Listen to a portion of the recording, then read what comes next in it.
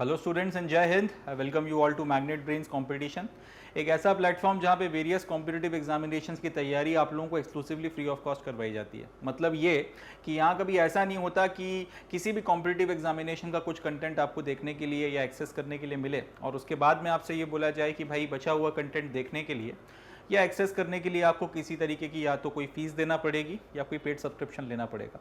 ऐसा magnet brains में नहीं होता। मैग्नेट ब्रेन्स प्रतिबद्ध है आप लोगों तक सारा का सारा quality educational content exclusively free of cost लेकर आने के लिए, जिसकी मदद से आप लोग अपने कॉम्पिटिटिव एग्जामिनेशंस जिनको भी आप टारगेट कर रहे हैं सबकी तैयारी आप स्मूथली कर सकें, कंफर्टेबली कर सकें, सही डायरेक्शन में आप एफर्ट लगा सकें और सही गाइडेंस के साथ में आप उसकी तैयारी कर सकें। कंफर्टेबली आप अपने एग्जामिनेशन को क्रैक करें और वेरियस पोस्ट वगैरह जो भी आप करियर्स वगैरह बनाना चाहते हैं उस पर आप पहुंच सकें, जा सकें। उसकी मदद से समाज में आपकी एक रिस्पेक्ट हो, आपकी एक पोजीशन हो, आपकी एक इज्जत हो और साथ ही साथ उन पदों पर रहते हुए आप देश की तरक्की और उन्नति में अपना एक छोटा सा योगदान, एक कंट्रीब्यूशन दे सकें। इसी नोट पर हम लोग अपने आज के सेशन की शुरुआत करते हैं। तो लास्ट सेशन में हम लोगों ने हम लोग जो पढ़ रहे थे, जो सब्जेक्ट हम पढ़ रहे थे वो था आपका Indian polity and governance general studies में, और उसमें हम लोगों ने कॉन्स्टिट्यूएंट असेंबली या फिर मेकिंग ऑफ द कॉन्स्टिट्यूशन की जो पूरी प्रोसेस वगैरह थी उसको देखकर खत्म किया था।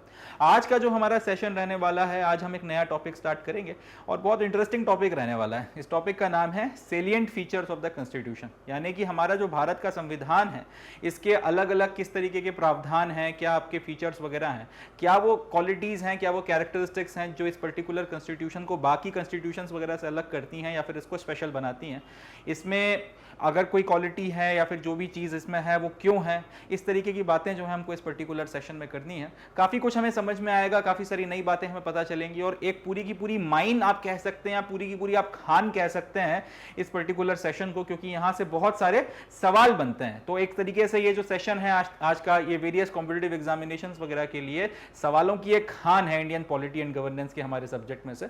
तो बहुत मजा आने वाला है, बहुत इंफॉर्मेटिव सेशन रहने वाला है, बहुत एम्पावरमेंट वाला सेशन रहने वाला है, काफी कुछ हमको सीखने को मिलेगा। एंड सबसे बड़ी बात, कहीं ना कहीं हमारा सिलेक्शन इंश्योर करने वाला सेशन रहने वाला है, क्योंकि सवालों की खान है। जैसा कि मैंने कहा, बहुत सारे सवाल आते हैं, बहुत कुछ पूछा जाता है और सब कुछ हम लोग कवर करेंगे। इसे देखने के बाद में ये मेरी गारंटी है, I can give you it in writing that whatever is going to come from this particular section आप कर लोगे। बस इतना आपको करना है, ईमानदारी से इस पर्टिकुलर टॉपिक को रिवाइज करना है, बार बार एक दो बार इसको अच्छे से वीडियो को पूरा देखना है। तो now without any further ado here we begin. चलें शुरू करते हैं। सब्जेक्ट है अपना जनरल स्टडीज में इंडियन पॉलिटी। टॉपिक अपना क्या रहने वाला है, salient features of the constitution, और इसमें इसका पार्ट 1 जो है हम लोग आज कवर करेंगे, क्योंकि काफी बड़ा टॉपिक है तो इसके कई सारे पार्ट्स में हम लोग इसको डिस्कस करेंगे। इसको इंटायरिटी में जो है पार्ट्स वगैरह हम लोग पढ़कर खत्म करेंगे। चलें शुरू करते हैं। इंडियन कॉन्स्टिट्यूशन की अगर हम लोग बातचीत करें, भारत के संविधान के बारे में अगर हम बात करें, तो भारत का संविधान अपने आप में एक यूनिक कॉन्स्टिट्यूशन है, अपने आप में एक अनूठा संविधान है। इस तरीके का संविधान हमको दुनिया में कहीं और देखने के लिए नहीं मिलता। अब सवाल ये उठता है कि भारत का संविधान अपने आप में यूनिक क्यों है या फिर भारत का संविधान अपने आप में अनूठा क्यों है। इसकी दो वजूहत हैं। इंडिया के कॉन्स्टिट्यूशन का जब आप कंटेंट वगैरह देखते हैं, जो भी इसमें कंटेंट वगैरह लिखा गया है, या तो आप उसको देख लें या फिर उस कंटेंट को जिस स्पिरिट के साथ में लिखा गया, जिस भावना के साथ में लिखा गया, या तो आप उसको देख लें, उससे आपको समझ में आता है कि ये कॉन्स्टिट्यूशन क्यों यूनिक है। कंटेंट वगैरह में जो प्रावधान वगैरह लिखे गए हैं उसको पढ़ के अपने आप में उसके जो प्रोविजंस हैं वो उसको स्पेशल बनाते हैं, और साथ ही साथ उन प्रोविजंस को पढ़कर आपको उन प्रोविजंस को बनाने के पीछे या फिर उन प्रावधानों को लिखने के पीछे की जो एक इंटेंट थी, उसके पीछे का जो एक आपकी भावना थी, वो समझ में आती है। तो कहीं ना कहीं वो भी जो है भारत के संविधान को अपने आप में अनूठा बनाता है। अब इसमें कोई शक की बात नहीं है कि जब इंडिया का संविधान लिखा जा रहा था, उस वक्त में दुनिया के जो भी आपके इंपॉर्टेंट देश वगैरह हुआ करते थे या फिर जो आपके इंपॉर्टेंट या रेलेवेंट कॉन्स्टिट्यूशंस हुआ करते थे, हम लोगों ने लगभग हर एक संविधान को जो है, या फिर हमारे संविधान मेकर्स ने लगभग हर एक संविधान को पढ़ा था, खंगाला था, और हर संविधान में से लगभग हम लोगों ने कुछ ना कुछ बोरो जरूर किया। इसमें कोई शक की बात नहीं है कि जिस वक्त भारत का संविधान लिखा गया था, उस वक्त जितने भी आपके मेजर कॉन्स्टिट्यूशंस हुआ करते थे, सबसे हम लोगों ने कुछ ना कुछ बोरो किया है। मगर उसके बाद में भी हमारा संविधान जो है अपने आप में यूनिक हो जाता है, उसके बाद में भी हमारा संविधान जो है अपने आप में डिस्टिंग्विश है, अपने आप में अलग है। उसके पीछे की एक वजह है, और वो वजह हमको समझ में आती है जब हम लोग इसके सेलिएंट फीचर्स वगैरह को स्टडी करना शुरू करते हैं। तब हमें पल्ले पड़ती है ये बात, तब हमें समझ में आता है कि क्या वो फैक्ट्स हैं, क्या वो फिगर्स हैं, क्या वो फीचर्स हैं, क्या वो वजूहत हैं, क्या वो रीजंस हैं, क्या वो कारण हैं, क्या वो तर्क हैं, जिनके चलते भारत का संविधान दुनिया के दूसरे संविधानों से अलग है, दूसरे संविधानों से डिस्टिंग्विश्ड है। तो इन सेलिएंट फीचर्स को पढ़ के हमको ये बात समझ में आएगी कि किन वजूहात के चलते भारत का संविधान अपने आप में यूनिक है, अनूठा है या फिर स्पेशल है। तो एक एक करके अब हम लोग इसके अलग अलग जो इंपॉर्टेंट सेलिएंट फीचर्स हैं वो देखना शुरू करेंगे। सबसे पहला जो सेलिएंट फीचर है वो है कि हमारा जो कॉन्स्टिट्यूशन है वो लेंथीएस्ट रिटन कॉन्स्टिट्यूशन है, दुनिया का सबसे बड़ा रिटन कॉन्स्टिट्यूशन है या फिर दुनिया का सबसे बड़ा लिखित संविधान है। इसको थोड़ा सा समझना पड़ेगा। देखिए, दुनिया में किसी भी देश का जो संविधान होता है या फिर दुनिया में जो संविधान लिखे जाते हैं या दुनिया में जो संविधान होते हैं उनको दो कैटेगरीज में डिवाइड किया जाता है। एक होते हैं आपके रिटन कॉन्स्टिट्यूशन और दूसरे होते हैं अनरिटन कॉन्स्टिट्यूशन। रिटन कॉन्स्टिट्यूशन का एक एग्जांपल हम लोग ले सकते हैं अमेरिकन कॉन्स्टिट्यूशन, ठीक है जी। अमेरिका का जो संविधान है वो हम लोग रिटन कॉन्स्टिट्यूशन का एक एग्जाम्पल मान सकते हैं। और अनरिटन कॉन्स्टिट्यूशन की बात की जाए तो उसका एक एग्जाम्पल हम लोग ले सकते हैं ब्रिटिश कॉन्स्टिट्यूशन या फिर आपका इंग्लैंड में जो कॉन्स्टिट्यूशन चलता है वो। थोड़ा सा समझते हैं इस बात को, उसके बाद में फिर हम लोग अपने सेलिएंट फीचर को डिस्कस करेंगे। देखिए, रिटन कॉन्स्टिट्यूशन का मतलब यह होता है कि संविधान जिसके अनुसार आपको देश चलाना है उसको कहीं पर लिखा गया है, उसमें एक एक बात बताई गई है कि आप क्या कर सकते हैं क्या नहीं कर सकते। जहां तक है उसमें आपको अपने विवेक का इस्तेमाल करने की गुंजाइश नहीं होती या फिर आपको यह नहीं है कि आप अपनी मनमर्जी चला लें। नियम कायदे हैं, उनके अनुसार आपको चलना है और वो लिखे हुए हैं ताकि कोई कंफ्यूजन ना हो, कोई इश्यूज ना हो। और ये नहीं है कि कोई मतलब अपनी मनमर्जी से उसमें बदलाव कर सके, क्योंकि लिखा हुआ आपके पास में दस्तावेज मौजूद है। तो अगर कोई उसके खिलाफ जाने की कोशिश करता है, उसकी खिलाफ वर्जी करने की कोशिश करता है तो कहीं ना कहीं आप उसको जो है टोक सकते हैं, उसको रोका जा सकता है वो सारी चीजें करने से। तो इस तरीके के जो कॉन्स्टिट्यूशंस होते हैं जिसमें पूरी की पूरी बातें या सारे के सारे प्रावधान कहीं पर स्पेसिफिकली लिखे होते हैं, रिटन होते हैं, मेंशन्ड होते हैं, इनको बोला जाता है रिटन कॉन्स्टिट्यूशन, पहला।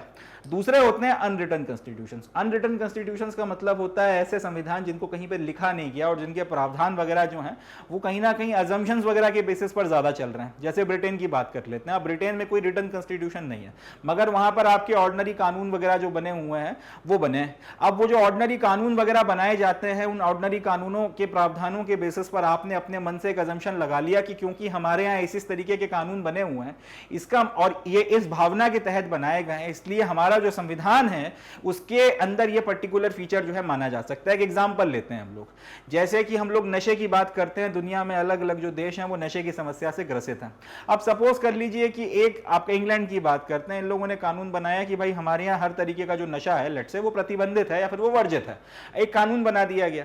अब उसमें जो है फिर इन्होंने और भी स्पेसिफिकेशन किए कि अगर आप ये फलानी चीज जो नशीली पदार्थ है इसके साथ पकड़े गए तो आप पे ये सजा होगी, इस पर्टिकुलर नशीले पदार्थ के साथ पकड़े गए तो ये सजा होगी, इसके साथ पकड़े गए तो ये सजा होगी, वगैरह वगैरह। तो अब ये कानून जब आप पढ़ोगे तो आपको दो बातें समझ में आई। पहला ये कि भाई एक तो नशे पर जो है पूरी तरह से या नशीली या फिर मादक जो द्रव्य होते हैं उन पर पूरी तरीके से प्रतिबंध है, और अगर आप इनमें से अलग अलग जो प्रतिबंधित चीजें हैं इनके साथ अगर पकड़े गए तो उसके ऊपर आपको जो है कानूनी तौर पर सजा मिलेगी। तो यहां से आप एक अजम्पशन लगा सकते हैं कि भाई हमारा जो अब जो यहां पे इस तरीके का देश है जहां पे रिटन संविधान नहीं है, वहां पर आप एक अजम्पशन लगा सकते हैं कि भाई हमारा संविधान जो है सरकार के ऊपर एक रिस्पॉन्सिबिलिटी डालता है कि उनको हर तरीके का नशा वगैरह जो है उसको रोकना है, और समाज जो है उसके ऊपर उस नशे का प्रभाव नहीं पड़ना चाहिए, इस बात को इंश्योर करना है, समाज को बचा के रखना है। अब ऐसा कहीं पे लिखा नहीं है, उन्होंने कानून बनाया था मगर उस कानून के प्रावधानों के बेसिस पर या उस तरीके के कानूनों के प्रावधानों के बेसिस पे उसके इंटेंट को पढ़ के आपने अपनी तरफ से एक अजम्पशन लगा लिया। तो इस तरीके के जो कॉन्स्टिट्यूशंस वगैरह होते हैं इनको आप बोलते हैं अनरिटन कॉन्स्टिट्यूशन। रिटन कॉन्स्टिट्यूशन का मतलब कि आपके पास में एक लिखा हुआ दस्तावेज मौजूद है और उस लिखे हुए दस्तावेज में आपको बताया गया है कि आप क्या कर सकते हैं क्या नहीं कर सकते, अलग अलग लोगों की क्या शक्तियां हैं क्या शक्तियां नहीं है, कौन से काम आप कर सकते हैं, किस लिमिट तक आप जा सकते हैं और क्या जो है आपको टोटली मना है। अनरिटन कॉन्स्टिट्यूशंस की कहानी ये होती है कि यहां पर आपके पास में कोई लिखित दस्तावेज नहीं है, आप ऑर्डिनरी जो लॉज वगैरह आपके देश में बनाए जाते हैं उनके बेसिस पर या उनके इंप्लीमेंटेशन के बेसिस पर या उनके इंप्लीमेंटेशन के पीछे का जो लॉजिक है या फिर जो एक सेंस निकल कर आ रहा है उसके बेसिस पर जो है आप अजम्पशन लगाते हो कि हमारे यहाँ तो इस तरीके का संवैधानिक प्रावधान किया गया। जैसे यहाँ पे हमने नशे की एक एग्जाम बात करी कि उसके ऊपर प्रतिबंध को लेकर कानून बनाया गया, तो उन्होंने और उसमें अलग अलग आपने कैटेगरीज बना दी कि इसके साथ पकड़े गए तो ये सजा, इसके साथ पकड़े गए तो ये सजा, इसके साथ पकड़े गए तो ये सजा। तो उन्होंने यहां से कैटेगराइजेशन कर दिया कि भाई, या फिर उन्होंने इसके बेसिस पर एक बात यहां से जो है अज्यूम कर ली कि ये हमारे संविधान, ये हमारा कहीं ना कहीं शायद संविधान जो है इस बात के लिए सरकार को प्रतिबद्ध करता है कि आपने ये चीज रोकनी है, आपने इसको फैलने नहीं देना, कोई मिले तो उस पर सजा देनी है। ठीक है जी। अब ऐसा कहीं लिखा नहीं है मगर आपने कानून के बेसिस पर डिड्यूस कर लिया, एक ऑर्डिनरी लॉ के बेसिस पर डिड्यूस कर लिया। अब इसी को अगर आप लिख दो संविधान में कि नहीं आपका जैसे अमेरिका का कॉन्स्टिट्यूशन उसमें आपने बात लिख दी कि करना ही करना है, तो फिर वो रिटन कॉन्स्टिट्यूशन आ गया। अब वो सरकार के ऊपर जिम्मेदारी बन गई, सरकार भाग नहीं सकती। मगर यहां पर आपने सिर्फ उस चीज को अज्यूम किया है और बाद में सरकार और आप जो है इसकी उम्मीद रखते हो, आप ये समझते हो कि ये चीज तो इंप्लाइड है, यानी कि इसका तो यही मतलब निकल कर आता है। अब देखिए मतलब ऐसा है किसी चीज का, अगर क्लियर कट लिखा नहीं गया तो फिर कोई कोई मतलब निकाल सकता है, कोई कोई मतलब निकाल सकता है, इस तरीके से। तो ये एक बात है जो अपने को ध्यान रखनी है कि कॉन्स्टिट्यूशंस वगैरह जो होते हैं दो कैटेगरीज में डिवाइड किए गए हैं, पहले होते हैं रिटन, दूसरे होते हैं अनरिटन। रिटन कॉन्स्टिट्यूशन जो है अमेरिकन कॉन्स्टिट्यूशन, जिसमें सब कुछ जो है किसी दस्तावेज में लिखा हुआ है और क्लियर कट स्पेसिफाई किया हुआ है। अनरिटन जिसमें कुछ लिखा नहीं गया, ऑर्डिनरी कानूनों के बेसिस पर आप जो है अपना अजम्पशन वगैरह लगाते हैं, या फिर आप ऑर्डिनरी कानूनों की मदद से जो है डिडक्शन वगैरह निकालते हैं कि हमारे यहाँ प्रावधान कुछ इस तरीके के हैं। अब भारत का जो संविधान है वो ना सिर्फ एक लिखा हुआ संविधान है, वो एक रिटन कॉन्स्टिट्यूशन है, मगर दुनिया में जितने भी रिटन कॉन्स्टिट्यूशन हैं उनमें सबसे ज्यादा लेंथीएस्ट है या फिर सबसे बड़ा संविधान है। बहुत इंपॉर्टेंट बात है, ध्यान रखिएगा, ये अपने आप में एक सेलिएंट फीचर है कि भारत का संविधान पहली बात क्या लिखा हुआ कॉन्स्टिट्यूशन है या फिर रिटन कॉन्स्टिट्यूशन है, मतलब वो पहली कैटेगरी में आता है, रिटन वाली कैटेगरी में, जिसमें आपका अमेरिकन कॉन्स्टिट्यूशन आ रहा है उसी में इंडियन कॉन्स्टिट्यूशन भी आता है, पहली चीज। दूसरी बात यह कि ना सिर्फ हिंदुस्तान का संविधान एक लिखा हुआ संविधान है, मगर दुनिया के जितने भी लिखे हुए संविधान हैं उन सारे लिखे हुए संविधानों में लेंथीएस्ट है, सबसे बड़ा है, बहुत ज्यादा कॉम्प्रिहेंसिव है, बहुत ज्यादा इलाबोरेट है और बहुत ज्यादा डिटेल में इसमें अलग अलग चीजें, अलग अलग प्रावधान जो हैं वो लिखे गए हैं ताकि किसी भी तरीके का कोई संशय ना रहे, किसी भी तरीके का कोई कंफ्यूजन ना रहे। तो ये एक सेलिएंट फीचर है जो हमको ध्यान रखना है। ओरिजिनली जब इस संविधान को लिखकर तैयार किया गया था, जब 26 नवंबर 1949 को संविधान सभा में ये पारित हुआ था, उस दिन की अगर आप बात करें तो तब आपके कॉन्स्टिट्यूशन में एक प्रियम्बल या फिर एक प्रस्तावना थी। उस वक्त 395 आर्टिकल्स हुआ करते थे जिनको 22 पार्ट्स में डिवाइड किया गया था और 8 शेड्यूल्स हुआ करते थे। अब ये आर्टिकल्स क्या है, पार्ट्स क्या है, शेड्यूल्स क्या है, वो हम लोग आगे के लेक्चर्स में बात करेंगे। फिलहाल इतना समझिए कि संविधान के पार्ट्स थे, तो इस तरीके से इसको डिवाइड किया गया था। आज की अगर बात की जाए तो भारत के संविधान में एक आपकी प्रियम्बल है, प्रस्तावना है, लगभग 470 के करीब आर्टिकल्स हैं। अब देखिए 395 आर्टिकल्स से जब शुरू किए थे और वहां से करते करते बढ़ाते बढ़ाते आज की तारीख में 470 के करीब जो है आर्टिकल्स हो गए हैं, यानी कि लगभग आपके 75 आर्टिकल्स ऐड किए जा चुके हैं, जिनको आज की तारीख में 22 पार्ट्स में डिवाइड किया गया। कॉन्स्टिट्यूशन के जिसको आज की तारीख में 25 पार्ट्स में डिवाइड किया गया, मतलब 22 से बढ़ के 3 पार्ट जो है वो ज्यादा हो गए और 8 की जगह 12 शेड्यूल्स हो गई हैं, मतलब 4 शेड्यूल्स जो हैं ऐड हो गई हैं। दुनिया का कोई दूसरा कॉन्स्टिट्यूशन ऐसा नहीं है जिसमें इतने ज्यादा आर्टिकल्स लिखे गए हों, जिसमें इतनी सारी शेड्यूल्स वगैरह लिखी गई हों या इतना जो है चीजों को डिटेल में डाला गया हो। इसलिए जो है भारत का संविधान अपने आप में यूनिक हो जाता है, भारत का संविधान अपने आप में अलग हो जाता है। अब क्वेश्चन ये उठता है कि भारत देश के संविधान में ऐसी क्या खास बात है कि इसको इतना ज्यादा डिटेल में लिखा गया, इतना ज्यादा इलाबोरेट करके लिखा गया। या तो दूसरे लोगों ने जो है, या तो दूसरे लोग जो है वो भी इतना अपना इलाबोरेट करके और डिटेल में लिख सकते थे, तो फिर यहां से सवाल उठता है कि उन्होंने क्यों नहीं लिखा। और अगर दूसरे लोग इतना इलाबोरेट या फिर इतना डिटेल में संविधान नहीं लिखते तो फिर यह सवाल उठता है कि हम लोगों ने इतना डिटेल या इतना इलाबोरेट करके क्यों लिखा। क्वेश्चन तो बनेगा, दुनिया में ऐसा नहीं हो सकता कि सिर्फ हम ही लोगों को यह सपना आया हो या फिर हम ही लोगों को यह ख्याल आया हो कि हमें अपना संविधान बहुत बड़ा बनाना है, बहुत डिटेल में लिखना है और सबको पीछे छोड़ देना है। दूसरे लोग अगर अपने संविधान को इतना डिटेल में नहीं लिखते, इतना इलाबोरेट कर नहीं लिखते जितना हमारे कॉन्स्टिट्यूशन को लिखा गया है, तो सवाल ये उठता है कि क्यों नहीं करते और हमने क्यों किया। और अगर वो इतना करते हैं और हमने फॉलो किया होता तो एक अलग बात होती, मगर अगर हमने फॉलो नहीं किया तो कुछ ना कुछ तो रीजन होगा इसके पीछे। तो वो जो क्वेश्चन, वो जो वजह है कि क्यों भारत का संविधान इतना डिटेल में है, इतना इलाबोरेट है, उसको थोड़ा सा हम लोग समझने की कोशिश करते हैं कि क्यों जो है भारत का संविधान इतने एलिफेंटाइन साइज का है। एलिफेंटाइन का मतलब होता है हाथी जैसा, यानी ये बेसिकली इंग्लिश का एक शब्द है जो किसी बहुत बड़ी या मैसिव चीज को जो है बताने के लिए इस्तेमाल किया जाता है। एलिफेंटाइन का मतलब ये नहीं है कि भारत का संविधान हाथी के शेप का लिटरली हो गया, सिर्फ बताने के लिए कि बहुत बड़ा है अपने आप में। तो सवाल उठता है कि इतना बड़ा क्यों है। अगर हम लोग पूरा इसको ध्यान से देखें, पूरी जो उस वक्त की परिस्थितियां थी जिसमें इसको लिखा गया और सारी चीजों को देखें, तो हमको एक बात समझ में आती है कि भारत का संविधान इतना ज्यादा बड़ा या फिर इतना ज्यादा डिटेल में लिखा गया, इतने बड़े लेवल पर इसको तैयार किया गया, उसके पीछे 4 मुख्य कारण जो है वो निकल कर आते हैं। 4 मेजर फैक्टर्स निकल कर आते हैं। उन 4 मेजर फैक्टर्स के बारे में हम लोग बातचीत करेंगे। चले देखते हैं उन्हें।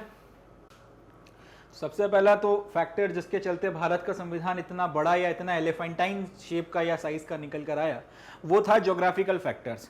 भारत जो है एक नॉर्मल अगर आप यूरोप के देश वगैरह देखोगे उन सब के कंपैरिजन में अगर आप बात करेंगे तो इंडिया जो है अपने आप में एक सब कॉन्टिनेंट है, इंडियन सब कॉन्टिनेंट हमको कहा भी जाता है। जितनी डाइवर्सिटी पूरे के पूरे वेस्टर्न यूरोप में आपको देखने को नहीं मिलती, उससे ज़्यादा डाइवर्सिटी जो है अकेले इंडियन सब कॉन्टिनेंट में जो है आपको देखने को मिलती है। प्लस हिंदुस्तान अपने आप में एक बहुत पुरानी सिविलाइजेशन रहा है, यहाँ पे 50 तरीके की भाषाएँ हैं, 10 तरीके के कल्चर चलते हैं और अपने आप में जो है इतना ज़्यादा डाइवर्सिटी है। और जो इनफैक्ट बात कही जाती है कि कुछ कुछ कोर्स पर हमारे जो आपकी बोली है वो बदल जाती है, खान पान बदल जाता है, रहन सहन बदल जाता है। भारत अकेला ऐसा देश है जहाँ पे बर्फ़ भी गिरती है, जहाँ रेगिस्तान भी हैं, जहाँ पर आपको ट्रॉपिकल क्लाइमेट भी देखने को मिलता है, जहाँ पे टेम्परेट क्लाइमेट भी देखने को मिलता है, जहाँ पे हर आपके रेन फॉरेस्ट भी मौजूद हैं, टेम्परेट फॉरेस्ट भी मौजूद हैं। हर तरीके की जो है आपको diversity geographical point of view से आप देखना चाहो, कल्चरल पॉइंट ऑफ व्यू से देखना चाहो, आपको देखने को मिलती है। अब इतने डाइवर्स देश के लिए जब आपको संविधान लिखना है, हो सकता है जो एक प्रावधान आप एक बनाओ देश के एक हिस्से पर अच्छे से लागू हो, मगर हो सकता है देश के दूसरे हिस्से पर वो अच्छे से लागू ना हो सकता है कि देश के एक हिस्से पर जो है वो बहुत गलत प्रभाव डाले। जैसे कि एग्जांपल के लिए आपने बोला कि भाई जो खेती बाड़ी है वो सिर्फ आपके खुले मैदानों में होगी। लेट से आपने एक प्रावधान बना दिया कि खेती बाड़ी जो है वो सिर्फ खुले मैदानों में होगी, खुले मैदानों में अपने खेत बनाओगे और जंगल वगैरह जो है उसके लिए नहीं काटे जाएंगे। अब पूरे के पूरे नॉर्थ ईस्ट की बात कर लोगे तो वहां पर झूम कल्टीवेशन या फिर झूम तरीके से जो है खेती होती है, जिसमें जंगल के हिस्से को काट के आग लगाई जाती है, कुछ सालों तक वहां खेती होती है, उसके बाद आप आगे बढ़ जाते हो। अब अगर आपने ये प्रावधान डाल दिया कि भाई सिर्फ मैं सिर्फ एग्जांपल के लिए बता रहा हूं, ऐसे कोई प्रावधान डाला नहीं है, मगर अगर आपने प्रावधान डाल दिया कि सिर्फ खुले उसमें आपको खेती करनी है, तो पता चला नॉर्थ ईस्ट के तो आधे इलाकों के ऊपर जो है वो बात लागू नहीं हो सकती, क्योंकि वो लोग तो इसी तरह से जिंदगी जीते हुए आ रहे हैं। तो पॉइंट यह है कि आपको लगभग पूरे के पूरा का पूरा जो देश है, इसमें रहने वाले अलग अलग लोग, इनकी अलग अलग सांस्कृतिक जो विरासत है, इनकी अलग अलग जो धरोहर है, कल्चर है, रिलीजन है, उसके बाद में जो ज्योग्राफिकल कंडीशंस के चलते इनकी एक जिंदगी एक बन गई है, इन सब चीज़ों का ध्यान रखना है और इस तरीके का संविधान बनाना है कि वो उनकी भावनाओं को आहत ना करे, उनको समाहित करे अपने अंदर, उनको साथ में ले, उनको शामिल करे। तो इतना आपका जो ज्योग्राफिकल फैक्टर्स हैं, जो आपके सोशल फैक्टर्स हैं, आपके जो कल्चरल फैक्टर्स हैं, इतना बड़ा जो अपने आप में भारत सब कॉन्टिनेंट जैसा इतना बड़ा जो इंडियन सब कॉन्टिनेंट जो है, इतना बड़ा देश जो है, इतनी डाइवर्सिटी वाले देश के लिए आपको संविधान डिटेल में लिखना ही था, ताकि किसी तरीके का कोई शक और शुबा किसी के दिमाग में ना रहे, कोई कंफ्यूजन जहां तक हो सके कम से कम आए, कोई कंफ्यूजन जहां तक हो सके ना आए। हर चीज जो है आपका एकदम क्लियर कट जो है लिखी जाए, ताकि देश में आगे जो भी पीढ़ियां आती हैं इस संविधान के अनुसार कंफर्टेबली स्मूथली जो है देश को चला सकें। इसलिए इसको इतना ज्यादा डिटेल में जो है लिखकर तैयार किया गया। पहला फैक्टर। दूसरा फैक्टर था आपका या पहला फैक्टर आप ज्योग्राफिकल फैक्टर मान सकते हैं, जिसके चलते जो है आपका कॉन्स्टिट्यूशन इतना ज्यादा डिटेल में लिखा गया। दूसरा फैक्टर है हिस्टोरिकल फैक्टर। हिस्टोरिकल फैक्टर यानी कि वो ऐतिहासिक फैक्टर जिनका असर जो है भारत के संविधान की पूरी मेकिंग के ऊपर पड़ा था। जैसे कि आपका गवर्नमेंट ऑफ इंडिया एक्ट 1935, जिसके बारे में हम लोगों ने कॉन्स्टिट्यूशन के हिस्टोरिकल बैकग्राउंड का जो हमारा चैप्टर था उसमें बातचीत करी थी। तो गवर्नमेंट ऑफ इंडिया एक्ट 1935 जो है इस पर्टिकुलर डॉक्यूमेंट का या फिर इस कानून का जो है भारत के संविधान के ऊपर बहुत ज्यादा असर पड़ा है। और हम लोगों ने गवर्नमेंट ऑफ इंडिया एक्ट 1935 से भर के जो प्रावधान हैं हिंदुस्तान के संविधान में डाले हैं, कट कॉपी पेस्ट मारा है। तो इतना ये जो डॉक्यूमेंट है जो अपने आप में जिसने भारत के संविधान को इतना ज्यादा इफेक्ट किया, ये जो डॉक्यूमेंट है ये अपने आप में बहुत ज्यादा बल्कि था, बहुत ज्यादा डिटेल में था। इसमें अब अगर आपकी जो फेडरेशन का जो प्रोविजन वगैरह दिया हुआ था, आपकी जो प्रोविंशियल गवर्नमेंट्स का जो प्रोविजन दिए हुए थे, सेंट्रल गवर्नमेंट के जो प्रोविजन दिए हुए थे, और भी अलग अलग जो बातें की गई थी, इलेक्शन के बारे में बात थी, रिजर्व बैंक ऑफ इंडिया वगैरह से रिलेटेड जो है इसमें प्रावधान वगैरह जो डाले गए थे, और भी बहुत सारी चीजें वगैरह जो है वो की गई थी। तो पॉइंट ये है कि अब बहुत कुछ इसमें लिखा गया था और इसमें से भारत के संविधान में बहुत सारी चीजें जो है आपने शामिल करी। अब क्योंकि ये डॉक्यूमेंट अपने आप में बहुत ज्यादा डिटेल में था, बहुत बल्कि डॉक्यूमेंट था, एक एक चीज को आपने बहुत डिटेल में लिखा था और यही डॉक्यूमेंट का बहुत बड़ा हिस्सा आपने भारत के संविधान में शामिल किया। तो इस पर्टिकुलर डॉक्यूमेंट के बहुत से पोर्शन को आपको कट कॉपी पेस्ट मारना पड़ा अपने संविधान में। इसमें से बहुत सारी चीजें आपको अपने संविधान में शामिल करना पड़ी। तो आपका संविधान भी जो है ऑटोमेटिकली बल्कि होता चला गया, आपका संविधान भी जो है अपने आप में काफी ज्यादा बड़ा हो गया, काफी ज्यादा बल्कि बनकर तैयार हो गया। तीसरी चीज ये कि भारत ने, या तीसरा फैक्टर आपके ज्योग्राफिकल फैक्टर और हिस्टोरिकल फैक्टर के बाद तीसरा फैक्टर जिसके चलते भारत का संविधान इतना बड़ा, इतना डिटेल में, इतना एलिफेंटाइन जैसा शेप का बना है, उसकी वजह यह है कि पूरे भारत ने सेंट्रल और स्टेट्स के लेवल पर दोनों के लिए एक ही संविधान जो है वो बनाया है। अब इस बात को समझना बड़ा जरूरी है। अमेरिका जैसे देश में जहां पे रिटन कॉन्स्टिट्यूशन है, वहां पे सेंट्रल गवर्नमेंट का अपना एक अलग कॉन्स्टिट्यूशन है और उनके जो 50 स्टेट्स हैं, उन 50 स्टेट्स में हर एक स्टेट का अपना खुद का एक अलग कॉन्स्टिट्यूशन है, ठीक है जी। तो वहां पर स्टेट्स का अपना एक संविधान चलता है, सेंटर का अपना एक संविधान चलता है। इंडिया में यह बात नहीं की गई। इंडिया में उन्होंने क्लियर कट बोला कि भारत का सिर्फ एक संविधान होगा, इंडियन कॉन्स्टिट्यूशन होगा, इंडियन कॉन्स्टिट्यूशन। वो आपके केंद्र सरकार के लिए या सेंटर के ऊपर भी लागू होगा और वो आपके स्टेट्स के लिए भी लागू होगा। स्टेट्स का अपना खुद का कोई कॉन्स्टिट्यूशन नहीं होगा। इसका एक एक्सेप्शन था जम्मू कश्मीर, उसको भी 2019 में खत्म कर दिया गया। तो आज की तारीख में भारत में कोई भी राज्य ऐसा नहीं है जिसका अपना खुद का कॉन्स्टिट्यूशन है। पूरे के पूरे हिंदुस्तान के लिए, चाहे सेंट्रल गवर्नमेंट की बात की जाए, चाहे स्टेट गवर्नमेंट की बात की जाए, चाहे केंद्र की बात की जाए, चाहे राज्यों की बात की जाए, सिर्फ एक संविधान लागू होता है, सिर्फ एक बॉस है हमारा, और वो है इंडियन कॉन्स्टिट्यूशन या भारत का संविधान। मुझे कहते हैं ना सिर्फ एक ही टाइगर है, तो हमारे देश में सिर्फ एक ही टाइगर है, इंडियन कॉन्स्टिट्यूशन।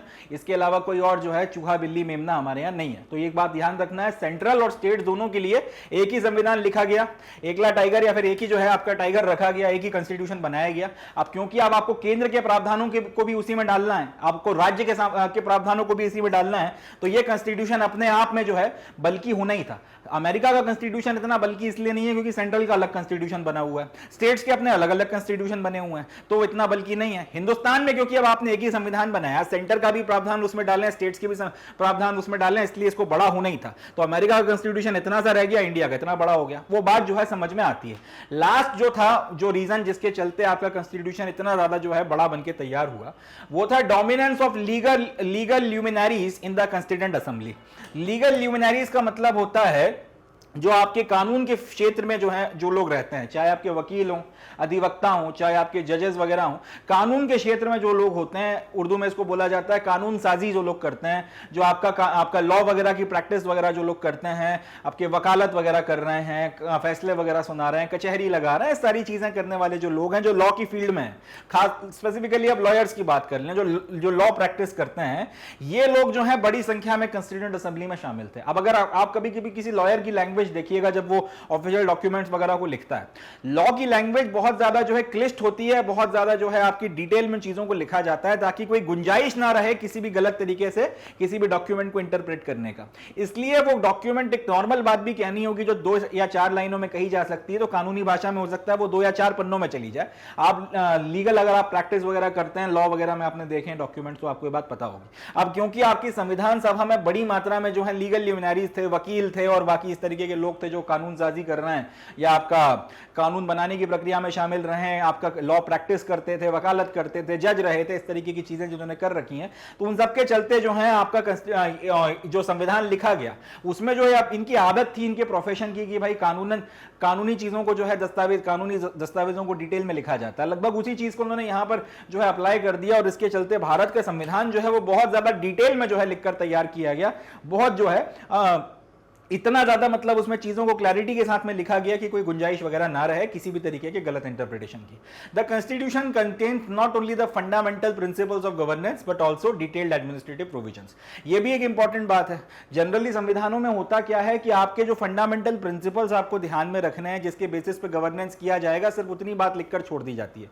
जैसे आपने संविधान में लिख दिया कि भाई सबके साथ बराबरी से व्यवहार करना है, ये अब आपका फंडामेंटल प्रिंसिपल हो गया गवर्नेंस का। सबके साथ बराबरी से व्यवहार कैसे करना है, उसके लिए कैसे कानून बनाने हैं और क्या करना है क्या नहीं करना वो आप जानो। सरकार के ऊपर वो जिम्मेदारी है, संसद के ऊपर वो जिम्मेदारी है कि वो उसको कैसे लागू करवाते हैं। संविधान ने बस इतना बोल के छोड़ दिया कि सबके साथ बराबरी से ट्रीटमेंट करना। तो ये जो आपका बराबरी से ट्रीटमेंट करना जो है, ये जो बोलकर चलेगा, ये आपका फंडामेंटल प्रिंसिपल हो गया कि भाई अपना काम ऐसे करना है कि ये प्रिंसिपल जो है इसको आपने ध्यान में रखना है। मगर कैसे लागू करोगे, यानी कि प्रशासनिक तौर पर, एडमिनिस्ट्रेटिव तौर पर कैसे लागू करोगे, इस बारे में जनरली संविधानों में कुछ बोला नहीं जाता। अमेरिकन कॉन्स्टिट्यूशन हो गया, फ्रेंच कॉन्स्टिट्यूशन हो गया, जापानीज कॉन्स्टिट्यूशन हो गया, ज्यादा इनमें बात नहीं की जाती। इंडिया में ऐसा नहीं किया गया। भारत के लोगों को पता था, हमारे संविधान बनाने वालों को पता था कि अगर हम लोगों ने सिर्फ इतना सा बोल के छोड़ दिया कि सबके साथ बराबरी के साथ में ट्रीटमेंट करना, तो हो सकता है फिर जो है ये जो इतनी सी बात बोल आपके संविधान में लिख दी गई है और डिटेल में इसको एलाबोरेट नहीं किया गया, तो हो सकता है कल को इसका गलत इस्तेमाल किया जा सकता है। तो उन्होंने ये किया कि दूसरे कॉन्स्टिट्यूशंस में जो होता था कि सिर्फ आपको एक प्रिंसिपल दे दिया जाता था, आपको एक गाइडिंग जो है लाइट बता दी जाती थी कि इस बात का ध्यान रखना है, ऐसा नहीं किया गया। फंडामेंटल प्रिंसिपल्स को तो शामिल किया ही गया कि आपको इन बातों का ध्यान रखना है, जब आपको गवर्नेंस करनी है, जब देश में शासन करना है, तब आपको इन बातों का ध्यान रखना है, ये बात तो की ही गई। मगर साथ ही साथ इसमें डिटेल में आपके एडमिनिस्ट्रेटिव प्रोविजंस भी डाले गए, उसमें बताया गया कि आप कैसे जो है इन चीजों को लागू करोगे, क्या आप कर सकते हो, क्या आप नहीं कर सकते, ताकि आगे कोई इनका गलत इस्तेमाल करने की गुंजाइश ना रहे। जनरली आपके संविधानों में क्या होता है, फंडामेंटल प्रिंसिपल लिख दिए जाते हैं और डिटेल एडमिनिस्ट्रेटिव प्रोविजंस छोड़ दिए जाते हैं सरकारों के ऊपर, कि सरकार जाने, सरकार का काम जाने, वो लोग अपने हिसाब से बना लेंगे कानून वगैरह और लागू करवा देंगे। भारत में क्या किया गया, भारत में ऐसा नहीं किया गया। भारत ने यह बोला कि फंडामेंटल प्रिंसिपल ऑफ गवर्नेंस तो रखेंगे, मगर साथ में आपके डिटेल्ड एडमिनिस्ट्रेटिव प्रोविजंस भी लिखकर छोड़कर जाएंगे, जिसकी मदद से ये जो प्रिंसिपल ऑफ गवर्नेंस वगैरह है इनको लागू करवाया जाना है। इसके चलते भी भारत का संविधान और ज्यादा फैल गया, और ज्यादा बड़ा हो गया। For those matters which in other modern democracies countries have been left to the ordinary legislation or established political conventions have also been included in the constitutional document itself in India। एक last factor जिसके चलते भारत का संविधान इतना ज्यादा बड़ा हो गया इन सारी बातों के अलावा, वो क्या है कि जनरली दूसरे देशों के संविधानों में कई सारे ऐसे प्रोविजंस होते हैं जो आप छोड़ देते हो कि यार इस तरीके की चीज, कई सारी ऐसी चीजें जिनको आप जनरली कॉन्स्टिट्यूशन में शामिल नहीं करते, आप उसको सरकार के विवेक पर छोड़ देते हो या पार्लियामेंट के विवेक पर छोड़ देते हो कि वो लोग इसके ऊपर कानून बना लेंगे या फिर वो इसको देख लेंगे, इसको संविधान में शामिल करने की जरूरत नहीं है। तो कई बार आपकी इस तरीके की चीजें, इस तरीके के मसले जो मॉडर्न डेमोक्रेटिक देशों में या तो आप सरकारों के ऊपर छोड़ देते हैं ऑर्डिनरी लेजिस्लेशन वगैरह बनाने के लिए कि आप इनके ऊपर कानून वगैरह बना के ले आइएगा और उसके तहत आप काम चलवा लीजिएगा, या फिर आप एस्टैब्लिश्ड पॉलिटिकल कन्वेंशंस के ऊपर छोड़ देते हैं कि ये तो इस तरीके की प्रथा है या यहां पर इसी तरीके की प्रथाएं चलती हैं, इन प्रथाओं के अनुसार जो है ये लोग डील कर लेंगे, इन सारी चीजों को संविधान में शामिल करने की जरूरत नहीं है। तो इस तरीके के कई सारे मसले जिनको जनरली जो है संविधान में शामिल नहीं किया जाता मॉडर्न डेमोक्रेसी में, हम लोगों ने उनको भी जो है किसी के रहमो करम पर नहीं छोड़ा, हमने उसको भी किसी के इंटरप्रिटेशन पर नहीं छोड़ा, हमने उसको भी जो है अपने संविधान में इंक्लूड किया, कॉन्स्टिट्यूशनल डॉक्यूमेंट में इंक्लूड किया और उन पर्टिकुलर प्रोविजंस के बारे में भी हम लोगों ने डिटेल में जो है बातचीत करी है। नतीजा यह रहा कि हमारा कॉन्स्टिट्यूशन इसके चलते बहुत ज्यादा जो है डिटेल में या बहुत ज्यादा बड़ा होता चला गया, बहुत ज्यादा बल्कि होकर निकल कर आया। तो अगर आगे से अपने से अगर पूछा जाए कि भारत का संविधान आखिर इतना बड़ा, भारत के संविधान किस तरीके का संविधान है, सवाल वगैरह जो बनते हैं वो सुनते जाइएगा। रिटन कॉन्स्टिट्यूशन है, और कैसा रिटन कॉन्स्टिट्यूशन है, तो दुनिया का सबसे बड़ा रिटन कॉन्स्टिट्यूशन है या दुनिया का लेंथीएस्ट रिटन कॉन्स्टिट्यूशन है। अगला क्वेश्चन, भारत का संविधान इतना ज्यादा बड़ा या दुनिया का सबसे लेंथीएस्ट रिटन कॉन्स्टिट्यूशन क्यों है, तो उसका जवाब 4 फैक्टर्स हैं। पहला ज्योग्राफिकल फैक्टर्स हैं, जिनके चलते भारत में इतनी जो डाइवर्सिटी है इसको समाहित करने के लिए हमको कई सारे प्रोविजंस डिटेल में लिखने ही थे, ताकि सारे अलग अलग क्षेत्रों के लोगों की भावना और एस्पिरेशंस का ध्यान रखा जा सके। ऐसे प्रोविजंस ना बन जाएं कि एक हिस्से पे लागू हो जाएं, दूसरे हिस्से के खिलाफ हो जाएं, उसके चलते फिर आपस में लड़ाई झगड़े बने। सबको समाहित किया जा सके, सर्व समावेशी कॉन्स्टिट्यूशन बनाया जा सके, सबकी lifestyle, culture, tradition, religion, geographical परिस्थितियां सबको शामिल किया जा सके, इसके लिए डिटेल में लिखी गई चीजें, और उसके चलते संविधान जो है अपने आप में बड़ा बन गया। पहला। दूसरा, हिस्टोरिकल फैक्टर कि गवर्नमेंट ऑफ इंडिया एक्ट 1935 से बहुत सी चीजें ली गई। ये अपने आप में एक बड़ा हैवी डॉक्यूमेंट हुआ करता था, तो उसके चलते फिर इसमें से आपने क्योंकि चीजें जस की तस काफी सारी उठा ली हैं, तो उसके चलते आपका कॉन्स्टिट्यूशन जो है अपने आप में काफी ज्यादा हैवी हो गया, बल्कि हो गया। केंद्र और राज्य दोनों के लिए आपने एक सिंगल कॉन्स्टिट्यूशन बनाया है। और चौथी चीज, आपके संविधान सभा में वकील जो है वो भर भर के आप भरे हुए थे, वकील भरे हुए थे, तो उन्होंने जो है आपका जो लीगल आपका लैंग्वेज वगैरह होता है उसका जमकर इस्तेमाल किया, और उसके चलते 4 पन्नों की बात 400 पन्नों में फैल गई। इसके अलावा आपके ना सिर्फ आपके फंडामेंटल प्रिंसिपल्स ऑफ गवर्नेंस, यानी कि वो सिद्धांत जिनके ऊपर सरकार चलानी है, सिर्फ उतनी सी बात आपने संविधान में शामिल नहीं करी, आपने इसके अलावा डिटेल्ड एडमिनिस्ट्रेटिव प्रोविजंस को भी इसमें डाल दिया कि सरकार चलाओगे तो कैसे चलाओगे।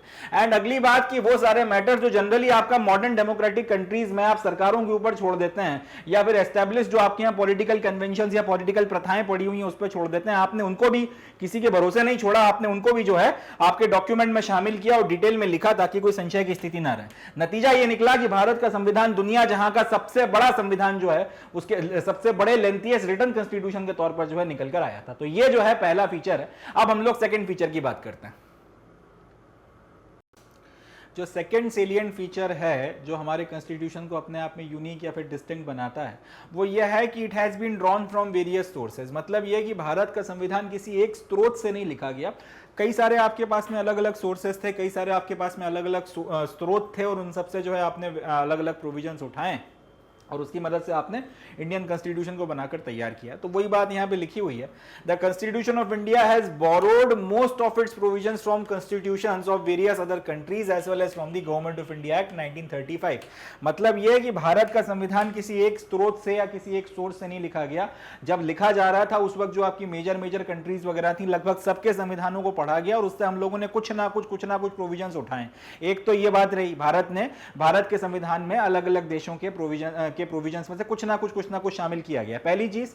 दूसरा सोर्स जिससे हम लोगों ने बड़ी मात्रा में जो है हेविली बोरो किया है वो है गवर्नमेंट ऑफ इंडिया एक्ट 1935। इस डॉक्यूमेंट से जो है भर कर चीजों को डाला गया है। तो थोड़ा सा अब इसके बारे में बातचीत करते हैं कि इससे क्या प्रोविजंस वगैरह जो लिए हैं वो चीजें थोड़ा सा हम लोग देखेंगे। The structural part of the constitution to a large extent is derived from the government of India act 1935। Structural part जो है कि आप शासन प्रशासन कैसे चलाओगे, आपकी जो सरकार वगैरह है उसकी व्यवस्था वगैरह के से रिलेटेड किसकी क्या पावर्स वगैरह रहेंगी, कौन क्या कर सकता है क्या नहीं कर सकता, जो आपका पूरा प्रशासन की एक मशीनरी होती है जिसको हम लोग कई बार प्रशासनिक ढांचा बोल देते हैं, ये जो स्ट्रक्चरल पार्ट है ये सारा का सारा आपने मोर और लेस जो है गवर्नमेंट ऑफ इंडिया एक्ट 1935 से उठाया है। गवर्नमेंट ऑफ इंडिया एक्ट 1935 में जो बातें थी लगभग कुछ ना आपने वही सारी चीजें जो है यहां से उठा ली। इसके बाद में आपके संविधान का जो फिलोसफिकल पार्ट है, फिलोसफिकल पार्ट का मतलब जिसमें आपका फंडामेंटल राइट्स और आपके डायरेक्टिव प्रिंसिपल्स आ जाते हैं। फंडामेंटल राइट्स में यह कहा गया है कि सबके साथ बराबरी का ट्रीटमेंट होगा, सबको बोलने की आजादी होगी, अपना धर्म जो है उसको मानने की आजादी होगी, और सरकार जो है आपके सरकार वगैरह जो है किसी की जान एवं नहीं ले सकती, सिर्फ कानून के तहत जो है आपको सजा दी जा सकती है। किसी के मन में आ रहा है किसी को गोली मार दी, ऐसा नहीं किया जा सकता। सरकार की नजर में सब बराबर हैं और हरासमेंट नहीं किया जा सकता, टॉर्चर नहीं किया जा सकता, और भी 50 तरीके के जो आपको राइट्स वगैरह दिए गए। और अगर आपके राइट्स का हनन होता है तो फिर आप कोर्ट वगैरह जा सकते हैं, कोर्ट से जो है आपको सारा का सारा कोर्ट से जो है आपको राहत वगैरह दी जाएगी। अगर आपको अरेस्ट किया जाता है और तो फिर आपको 24 घंटे के अंदर अंदर मजिस्ट्रेट के सामने पेश करना पड़ेगा। वो अगर बेल दे देगा तो फिर आपको जमानत मिल जाती है, नहीं देता है तो फिर वो आपको जो है कस्टडी में भेजेगा 14 दिन 15 दिन की। ऐसा नहीं है कि पुलिस ने उठा के डाल दिया, अब सालों बिना मुकदमा चलाए जैसे अंग्रेज करते थे उस तरह से आपको जेल में सड़ा रहे हैं, जिंदगियां बर्बाद कर रहे हैं। ऐसा कुछ नहीं हो सकता। देश में रहने वाले नागरिकों को बहुत सारी आजादियां हैं और वो सारी आजादियां एंजॉय करते हैं, और बाकायदा इस बात का ध्यान रखा जाता है कि उन आजादियों पर कोई हनन ना हो। इसी तरीके से डायरेक्ट ये सारी बातें की गई हैं फंडामेंटल राइट्स में। इसी तरह से डायरेक्टिव प्रिंसिपल्स में ऑफ स्टेट पॉलिसी में सरकार को दिशा निर्देश दिए गए हैं कि आप जो कानून बनाएंगे उनमें ये बातें होनी चाहिए, जनता का भला होना चाहिए, समाज के अलग अलग सेक्शंस का भला आपको करना है, यूनिफॉर्म सिविल कोड की बात की गई है, और भी बाकी सारी चीजें जो है उसमें डिस्कस की गई हैं। तो जब हम लोग डिटेल में पढ़ेंगे तब इनको हम लोग देखेंगे। ये सारी की सारी चीजें जो है एक आदर्श समाज बनाने की तरफ आपको लेकर जाती हैं, एक अच्छा समाज, एक अच्छी सोसाइटी बनाने की तरफ आपको लेकर जाती हैं। तो इन सारी चीजों को जो है philosophical part of the constitution में शामिल किया गया है। ठीक है जी, इन सारी चीजों को philosophical part of the constitution में शामिल किया गया है। और ये जो फिलोसफिकल पार्ट है ये कहीं ना कहीं अमेरिकन कॉन्स्टिट्यूशन और आयरिश कॉन्स्टिट्यूशन से जो है अपना इंस्पिरेशन उठाता है। मतलब अमेरिका के संविधान में भी इस तरीके की चीजें दी गई हैं, बिल ऑफ राइट्स बोला जाता है उसे, जिस तरीके की बातें हमारे फंडामेंटल राइट्स में की गई हैं, या हमारे directive principles of state policy में जिस तरीके की बातें की गई हैं उस तरीके की बातें आपको आयरिश कॉन्स्टिट्यूशन में मिलेंगी। आगे हम लोग आने वाले लेक्चर्स में डिटेल में बात करेंगे फंडामेंटल राइट्स की भी और डायरेक्टिव प्रिंसिपल्स की भी, तब ये बात ज्यादा अच्छे से क्लियर होगी। मगर फिलहाल इतना याद रखिए कि फिलोसफिकल पार्ट जो है आपके संविधान का, उसमें जनरली दो चीजें आती हैं, एक आता है आपका फंडामेंटल राइट और दूसरा आता है डायरेक्टिव प्रिंसिपल, जिसमें बहुत सारी अच्छी अच्छी बातें की गई हैं, जिसमें आपको एक तो नागरिकों को क्या आजादियां हैं और सरकार के ऊपर क्या रिस्पॉन्सिबिलिटीज हैं वो सारी बात की गई है। ये मोर और लेस अमेरिकन कॉन्स्टिट्यूशन और आयरिश कॉन्स्टिट्यूशन से उठाया गया। तीसरा जो है वो आता है आपका पॉलिटिकल पार्ट, की पॉलिटिकल पार्ट में जो है किस आधार पर जो है आपके देश में सरकार चुनी जाएगी। तो कैबिनेट गवर्नमेंट का जो प्रिंसिपल है इसके बारे में हम लोग डिटेल में बातचीत करेंगे।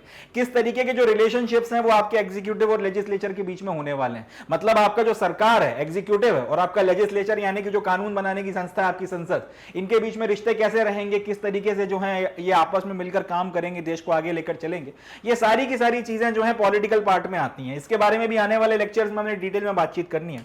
तो ये जो पॉलिटिकल पार्ट है कॉन्स्टिट्यूशन का, इसका ये पॉलिटिकल पार्ट जो है कहीं ना कहीं इसका ब्रिटिश कॉन्स्टिट्यूशन से हम लोगों ने जो है ये चीज उठाई है। अब आप बोलोगे कि ब्रिटिश कॉन्स्टिट्यूशन तो लिखा ही हुआ नहीं है, तो फिर कहां से उठा लिया?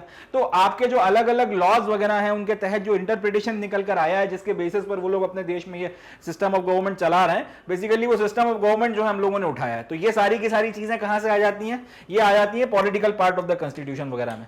तो ये अलग अलग आपके सोर्सेज वगैरह हैं जहां से हम लोगों ने हमारे संविधान की मेजर चीजें जो है उठाई हैं, ये हमको ध्यान रखना है। इसके बाद में आपके और अलग अलग देशों से अलग अलग प्रोविजंस जो है हमने लिए हैं।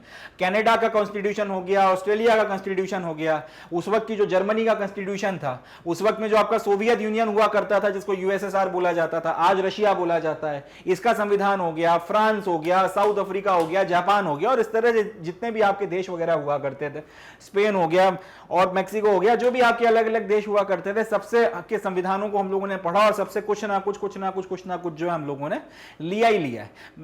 मगर अब एक बात जो अपने को ध्यान रखनी है कि सबसे ज्यादा प्रभाव जिस पर्टिकुलर एक डॉक्यूमेंट का भारत के संविधान पे देखने को मिलता है, सबसे ज्यादा प्रोफाउंड इंफ्लुएंस जिस एक पर्टिकुलर डॉक्यूमेंट का पड़ा है, वो है government of India act 1935। Government of India act या जीओआई एक्ट 1935 ने बहुत जबरदस्त इंपैक्ट या बहुत जबरदस्त जो असर है भारत के संविधान के ऊपर डाला है।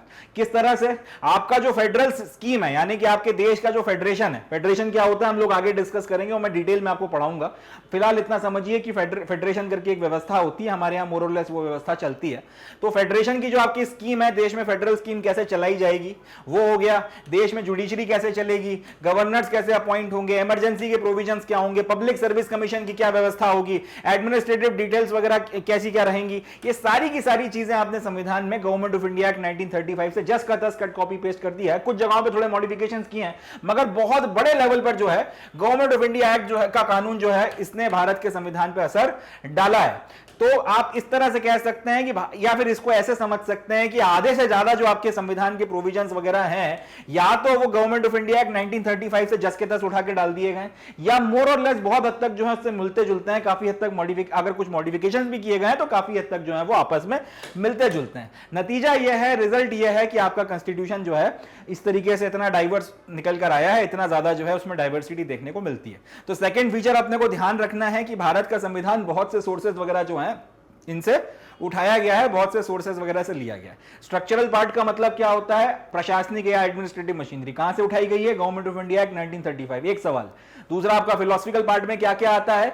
आपका फंडामेंटल राइट्स आते हैं और directive principle of state policy आती है, दूसरा सवाल। तीसरा सवाल, आपका फिलोसफिकल पार्ट या फिर फंडामेंटल राइट्स और directive principle of state policy कहां से उठाया गया है? ये उठाए गए अमेरिकन और आयरिश कॉन्स्टिट्यूशन से। घुमा के बोल सकते हैं कि अमेरिकन और आयरिश कॉन्स्टिट्यूशन से आपने क्या उठाया है, फिर वही जवाब हो जाएगा आपका कि फंडामेंटल राइट्स उठाएं या डायरेक्टिव प्रिंसिपल्स उठाएं या फिर फिलोसफिकल पार्ट उठाएं। तीसरा आता है political part of the constitution. तो पॉलिटिकल पार्ट जो है कैबिनेट गवर्नमेंट के प्रिंसिपल्स वगैरह को बोला जाता है। कहां से उठाया है? आपका ब्रिटिश कॉन्स्टिट्यूशन से उठाया है। चलें आगे बढ़ते हैं। सबसे ज्यादा प्रोफाउंड इंफ्लुएंस या सबसे ज्यादा प्रोफाउंड असर भारत के संविधान पे किस डॉक्यूमेंट का देखने को मिलता है? Government of India act 1935। घुमा के बोल सकते हैं वो कौन सा डॉक्यूमेंट है या कौन सा संविधान है जिसके आधे से ज्यादा प्रोविजंस भारत के संविधान या फिर भारत के संविधान में जिसके आपने आधे से ज्यादा प्रोविजंस उससे शामिल किए गए हैं या फिर आइडेंटिकल है, उससे मिलते जुलते हैं। जवाब हो जाएगा गवर्नमेंट ऑफ इंडिया एक्ट 1935। इतने सवाल जो है इस एक पर्टिकुलर फीचर से बनकर तैयार हो जाते हैं। चलें अगला फीचर देखते हैं। अगला जो फीचर है इसका नाम है blend of rigidity and flexibility. थोड़ा सा हमको समझना पड़ेगा कि यहाँ पे रिजिडिटी और फ्लेक्सिबिलिटी शब्द को किस सेंस में इस्तेमाल किया गया। उसके बाद में ये जो पूरा सेंटेंस है कि blend of rigidity and flexibility, इसको हम लोग समझने की कोशिश करेंगे। देखिए जिस तरह से संविधान को हम लोगों ने पहला फीचर देखा था कि कॉन्स्टिट्यूशंस जो है रिटन और अनरिटन की कैटेगरी में डिवाइड होते हैं, उसी तरीके से कॉन्स्टिट्यूशंस को क्लासीफाई करने का एक तरीका और होता है, और वो है कि कॉन्स्टिट्यूशंस को आप दो कैटेगरी में डिवाइड कर सकते हैं। या तो आप उनको रिजिड कॉन्स्टिट्यूशन बोल सकते हैं या फिर आप उनको फ्लेक्सिबल कॉन्स्टिट्यूशन बोल सकते हैं। अब रिजिड कॉन्स्टिट्यूशन का क्या मतलब होता है? एक रिजिड कॉन्स्टिट्यूशन का मतलब होता है कि ऐसा संविधान जिसमें अगर आप किसी भी तरीके का कोई बदलाव करना चाहते हैं, जिसके प्रोविजंस में अगर आप कोई बदलाव करना चाहते हैं, जिसके लिए हम लोग जो शब्द इस्तेमाल करते हैं वो है अमेंडमेंट, हिंदी में बोला जाता है संशोधन। एक ऐसा संविधान जिसमें अगर आप कॉन्स्टिट्यूशनल अमेंडमेंट करना चाहते हो या फिर संविधान संशोधन करना चाहते हो तो उसके लिए एक स्पेशल प्रोसीजर जो है उसका पालन करना पड़ता है और उसके तहत ही जो है कॉन्स्टिट्यूशन में बदलाव किया जाता है। जैसे कि अमेरिकन कॉन्स्टिट्यूशन है, अमेरिकन कॉन्स्टिट्यूशन में अब क्लियर कट लिखा हुआ है कि अगर आपको कॉन्स्टिट्यूशन में अमेंडमेंट करना है अमेरिका के या संविधान में संशोधन करना है तो कुछ स्टेप्स हैं वो आपको फॉलो करना पड़ेंगे। पहली स्टेप ये रहेगी, दूसरी स्टेप ये रहेगी, तीसरी स्टेप ये रहेगी, और इस तरीके से जो है आप कॉन्स्टिट्यूशन का अमेंडमेंट करेंगे। अब अगर उनमें से कोई एक भी स्टेप अगर आप फॉलो नहीं करते या किसी भी एक स्टेप पर जो शर्तें आपको पूरी करनी है अगर आप वो फॉलो नहीं करते तो फिर पूरी की पूरी प्रोसेस खराब हो जाती है और आप संविधान में संशोधन नहीं कर सकते और आपको पूरी की पूरी प्रोसेस फिर से शुरू करना पड़ेगी। पड़ेगी। दूसरे शब्दों में, अगर आपके पास में कॉन्स्टिट्यूशन चेंज करने की जो प्रक्रिया है या जो कॉन्स्टिट्यूशन चेंज करने की जो प्रोसेस है वो पहले से लिखी हुई है, पहले से आपकी प्रिस्क्राइब्ड है और वो बहुत मुश्किल प्रक्रिया है, बड़ी पेचीदा है, कॉम्प्लिकेटेड है, कॉम्प्लेक्स है, तो इस तरीके के जो संविधान होते हैं उनको बोला जाता है रिटन कॉन्स्टिट्यूशन, इनको बोला जाता है रिजिड कॉन्स्टिट्यूशन। बात समझ में आ रही है?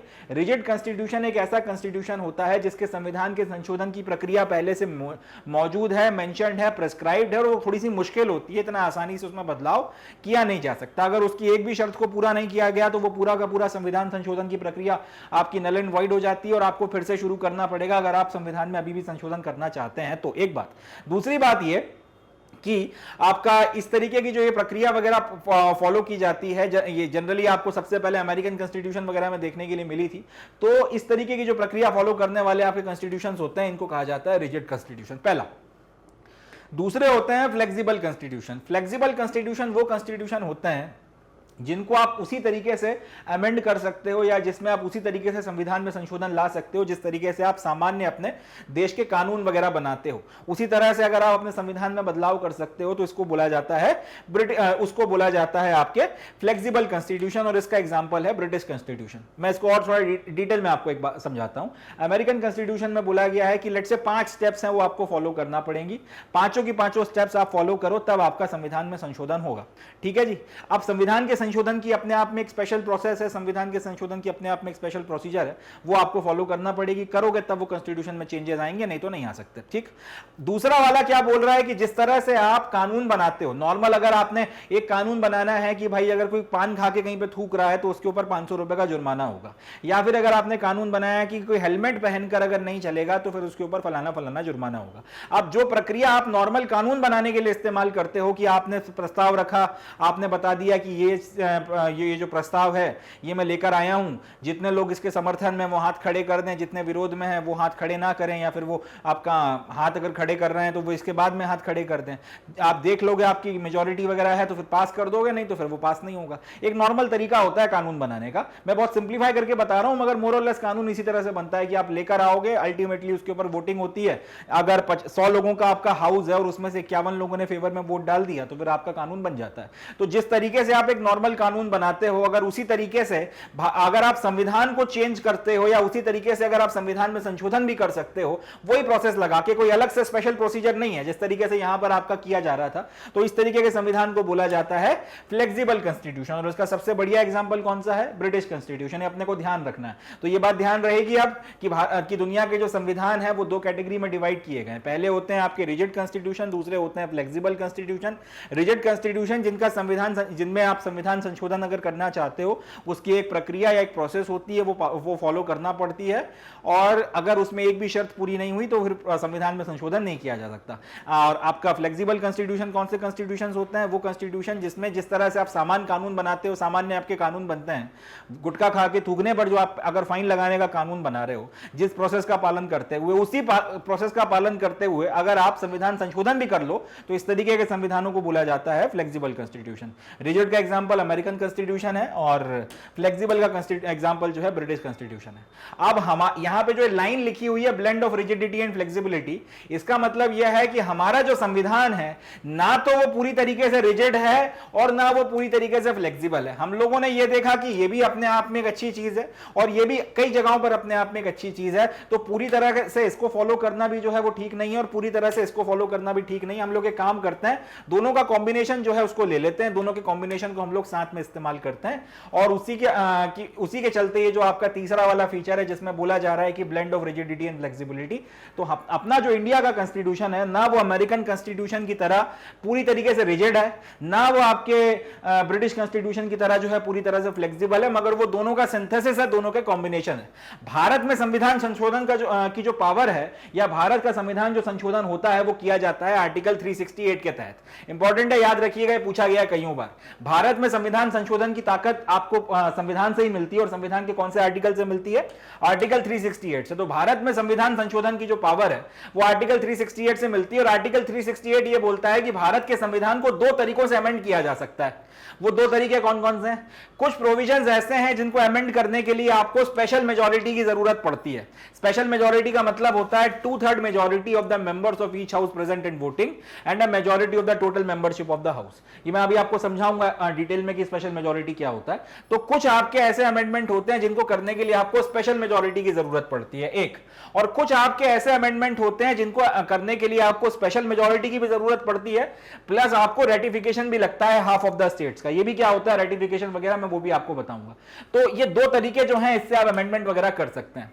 अब इसके लिए भी आपको जो है एक स्पेशल प्रोसीजर फॉलो करना पड़ता है, इसके लिए भी जो है आपको एक स्पेशल प्रोसीजर फॉलो करना पड़ता है। यानी कि यहां पे जो ये प्रावधान है आर्टिकल 368 के तहत जो आप संविधान में संशोधन करते हो या फिर जो अमेंडमेंट वगैरह करते हो, इसका एक सेट प्रोसीजर है। या तो आप इस तरीके से कर लो या इस तरीके से कर लो, इसके अलावा किसी और तरीके से अमेंडमेंट नहीं हो सकता। तो ये कैसा फीचर हो गया? ये एक रिजिड फीचर हो गया, या फिर ये अमेरिकन कॉन्स्टिट्यूशन से हम लोगों ने एक फीचर उठा लिया। ठीक है जी। अब मगर आर्टिकल 368 के अलावा भारत में कुछ के संविधान में कुछ ऐसे प्रावधान भी हैं जिनको आप सिंपल मेजॉरिटी के साथ में भी आप जो है अमेंड कर सकते हो। जिस तरीके से आपका जो ऑर्डिनरी कानून वगैरह बनाते हो, वो जो उसके लिए जो ऑर्डिनरी लेजिस्लेटिव प्रोसीजर का इस्तेमाल करते हो, उसी तरीके से जो है आप अपना उसी तरीके से कुछ प्रावधान वगैरह ऐसे हैं जिनको उस तरह से भी अमेंड किया जा सकता है। तो ये जो आप तरीका है ये बेसिकली आपका फ्लेक्सिबल प्रोविजन में आ जाएगा, या फिर ये जो तरीका है ये आपका फ्लेक्सिबिलिटी का जो है टच आपको देता है। हालांकि इस तरीके के अमेंडमेंट्स को आर्टिकल 368 के तहत में अमेंडमेंट नहीं माना जाता। तो यहां से हमको यह समझ में आया कि भारत के संविधान को अमेंड करने के दो तरीके हैं। एक आर्टिकल 368 के तहत है जिसमें आपको एक सर्टेन प्रोसीजर फॉलो करना पड़ता है। ये आप इस प्रोसीजर को अगर आपने फॉलो नहीं किया तो फिर आप अमेंड नहीं कर पाओगे। यहां पे आपको रिजिडिटी देखने को मिलती है जो अमेरिकन कॉन्स्टिट्यूशन का फीचर है। और भारत के संविधान में कुछ प्रावधान ऐसे हैं जिनको आप सिंपल मेजोरिटी से पास कर देते हो, जैसे आपका कानून बनाने की नॉर्मल प्रोसीजर होती है उसके तहत। तो यहां पर आपको फ्लेक्सिबिलिटी जो है देखने के लिए मिलती है। हालांकि इसको जो है आर्टिकल 368 के तहत में आपका अमेंडमेंट नहीं माना जाता। अब यहां पे बहुत सारे कंफ्यूजन क्रिएट हो गए हैं कि इसका क्या मतलब है, इसका क्या मतलब है और लास्ट में इसका क्या मतलब है। तो पहले हम लोग इसको समझते हैं, उसके बाद में फिर मैं आपको फिर से ये चीज एक्सप्लेन करूंगा, तब आपको ज्यादा अच्छे से समझ में आएगी। चले पहले अब हम लोग देखते हैं स्पेशल मेजॉरिटी क्या होती है। अब हम लोग सबसे पहले ये देखते हैं कि ये स्पेशल मेजॉरिटी क्या होती है, इसका मतलब समझते हैं और उसके बाद में फिर हम लोग ये प्रोविजंस फिर से देखेंगे, तब आपको ये बहुत अच्छे से क्लियर हो जाएगा। कि सपोज कर लीजिए कि किसी देश की पार्लियामेंट है या किसी देश की संसद है। अब पार्लियामेंट का काम क्या होता है? कानून वगैरह बनाना। इसी तरीके से उस देश की पार्लियामेंट के पास में ये भी पावर होती है कि वो अपने देश का अगर संविधान है उसका अमेंडमेंट कर सकती है, उसका संशोधन कर सकती है। ठीक है जी। सपोज कर लेते हैं कि उस देश की पार्लियामेंट में 100 मेंबर्स हैं। अगर किसी देश की पार्लियामेंट में 100 मेंबर्स हैं तो 100 मेंबर्स में मेजॉरिटी कितने पर आएगी? 51 लोगों पे। यानी कि अगर 100 लोगों में से 51 लोगों ने किसी चीज के फेवर में वोट कर दिया, तब हम लोग बोलेंगे कि मेजॉरिटी ने जो है इस पर्टिकुलर चीज के फेवर में वोट कर दिया है, या फिर बहुमत जो है हमको मिल गया। बात समझ में आ रही है? 100 लोग हैं तो 100 लोगों में मेजॉरिटी कितने पे आ जाएगी? 51 लोगों पे या 51 लोगों पे। किसी भी हाउस की मेजॉरिटी कितने पर आती है? उस हाउस की टोटल स्ट्रेंथ को आप 2 से डिवाइड कर दीजिए और उसमें 1 ऐड कर दीजिए। तो 100 को 2 से डिवाइड करेंगे तो 50 आएगा, 50 में 1 ऐड करेंगे तो 51 आएगा। तो किसी भी देश की, हम लोगों ने क्या बोला, किसी देश की पार्लियामेंट की टोटल स्ट्रेंथ है 100।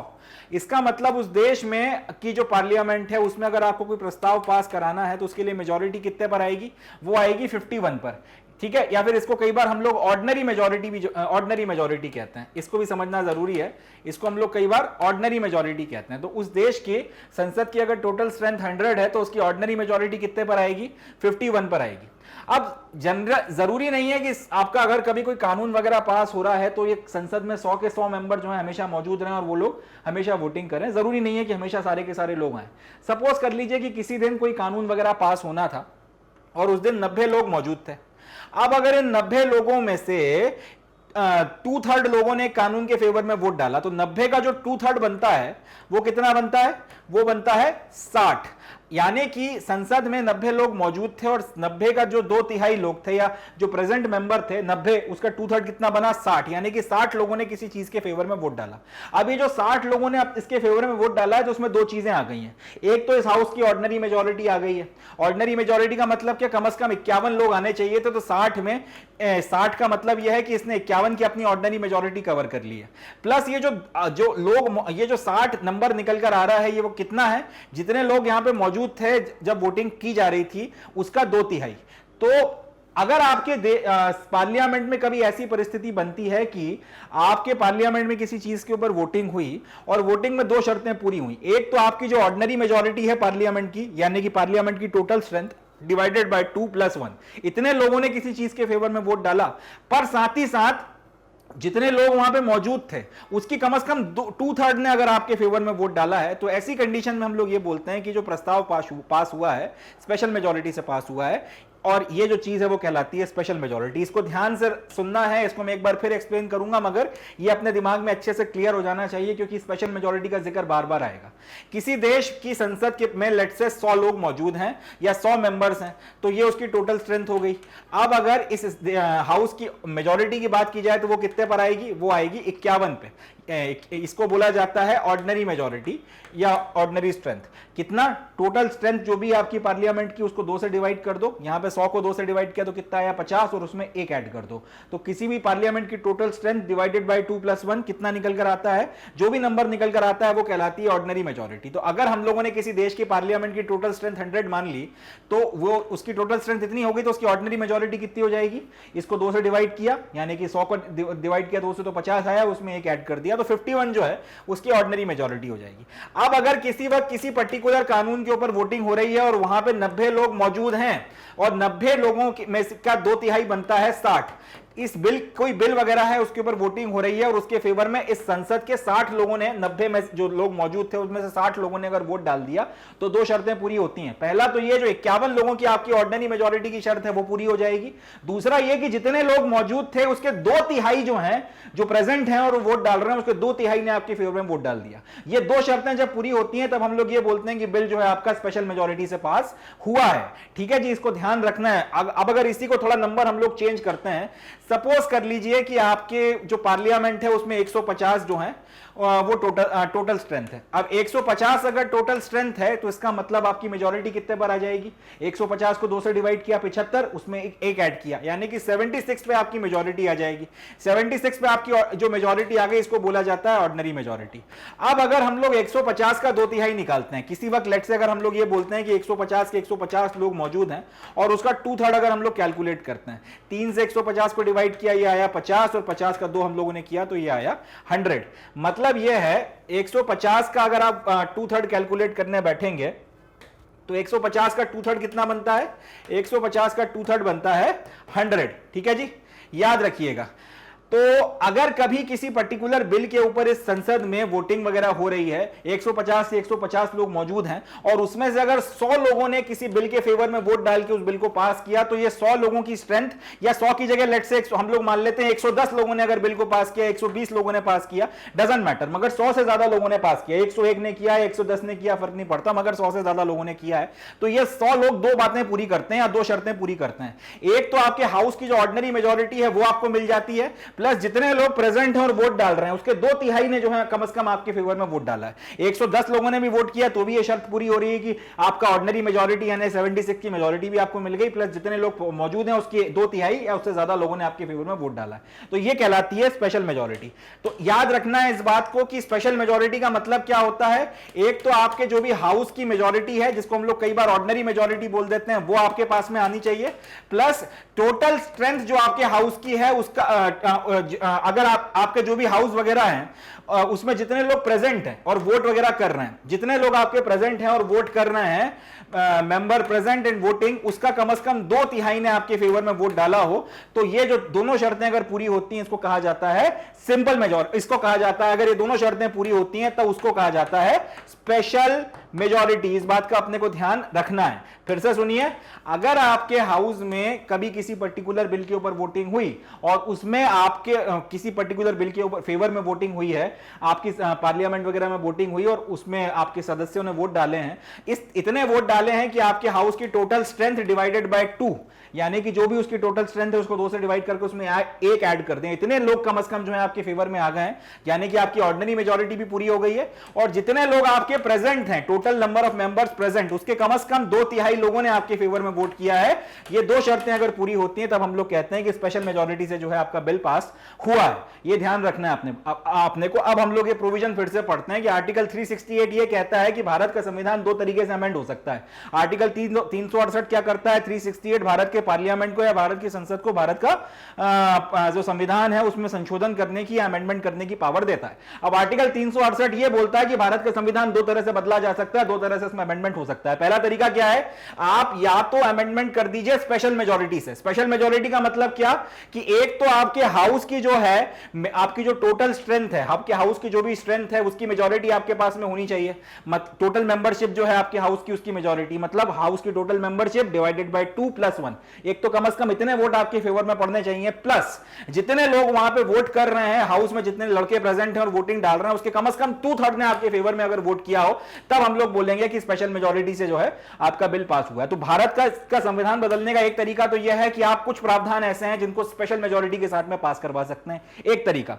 दूसरा तरीका यह होता है कि आपको बिल को पहले पार्लियामेंट में स्पेशल मेजॉरिटी के साथ में पास करवाना पड़ता है। पार्लियामेंट में लोकसभा राज्यसभा दोनों में जो है स्पेशल मेजॉरिटी के साथ में पास करवाना पड़ता है। इसके बारे में मैं आपको जब अमेंडमेंट पढ़ाऊंगा तब और डिटेल में बताऊंगा, मगर फिलहाल याद रखना है कि एक तरीका जिससे भारत के संविधान को अमेंड किया जा सकता है कि पार्लियामेंट के दोनों हाउसों में, आप लोकसभा और राज्यसभा दोनों में स्पेशल मेजॉरिटी के साथ में बिल को पास करा लें। इसका मतलब क्या, लोकसभा की जो टोटल स्ट्रेंथ है डिवाइडेड बाय 2 + 1, कम से कम इतने लोगों ने आपके फेवर में वोट किया हो, प्लस जितने लड़कों ने वोट किया होगा लोकसभा में उस वक्त, उसके जो प्रेजेंट और वोट डाल रहे हैं उसका कम से कम 2/3 ने आपके फेवर में वोट डालना चाहिए। फिर राज्यसभा में भी वही कहानी, राज्यसभा की टोटल स्ट्रेंथ डिवाइडेड बाय 2 + 1, कम से कम इतने लोग प्लस जितने लड़के राज्यसभा में वोट डाल रहे थे कम से कम उसके 2/3 ने आपके वोट फेवर में डाला हो, तब हम लोग ये बोलेंगे कि बिल आपका स्पेशल मेजॉरिटी से पास हुआ है। तो एक तरीका तो ये हुआ कि आप बिल को स्पेशल मेजॉरिटी से पास करवा लो।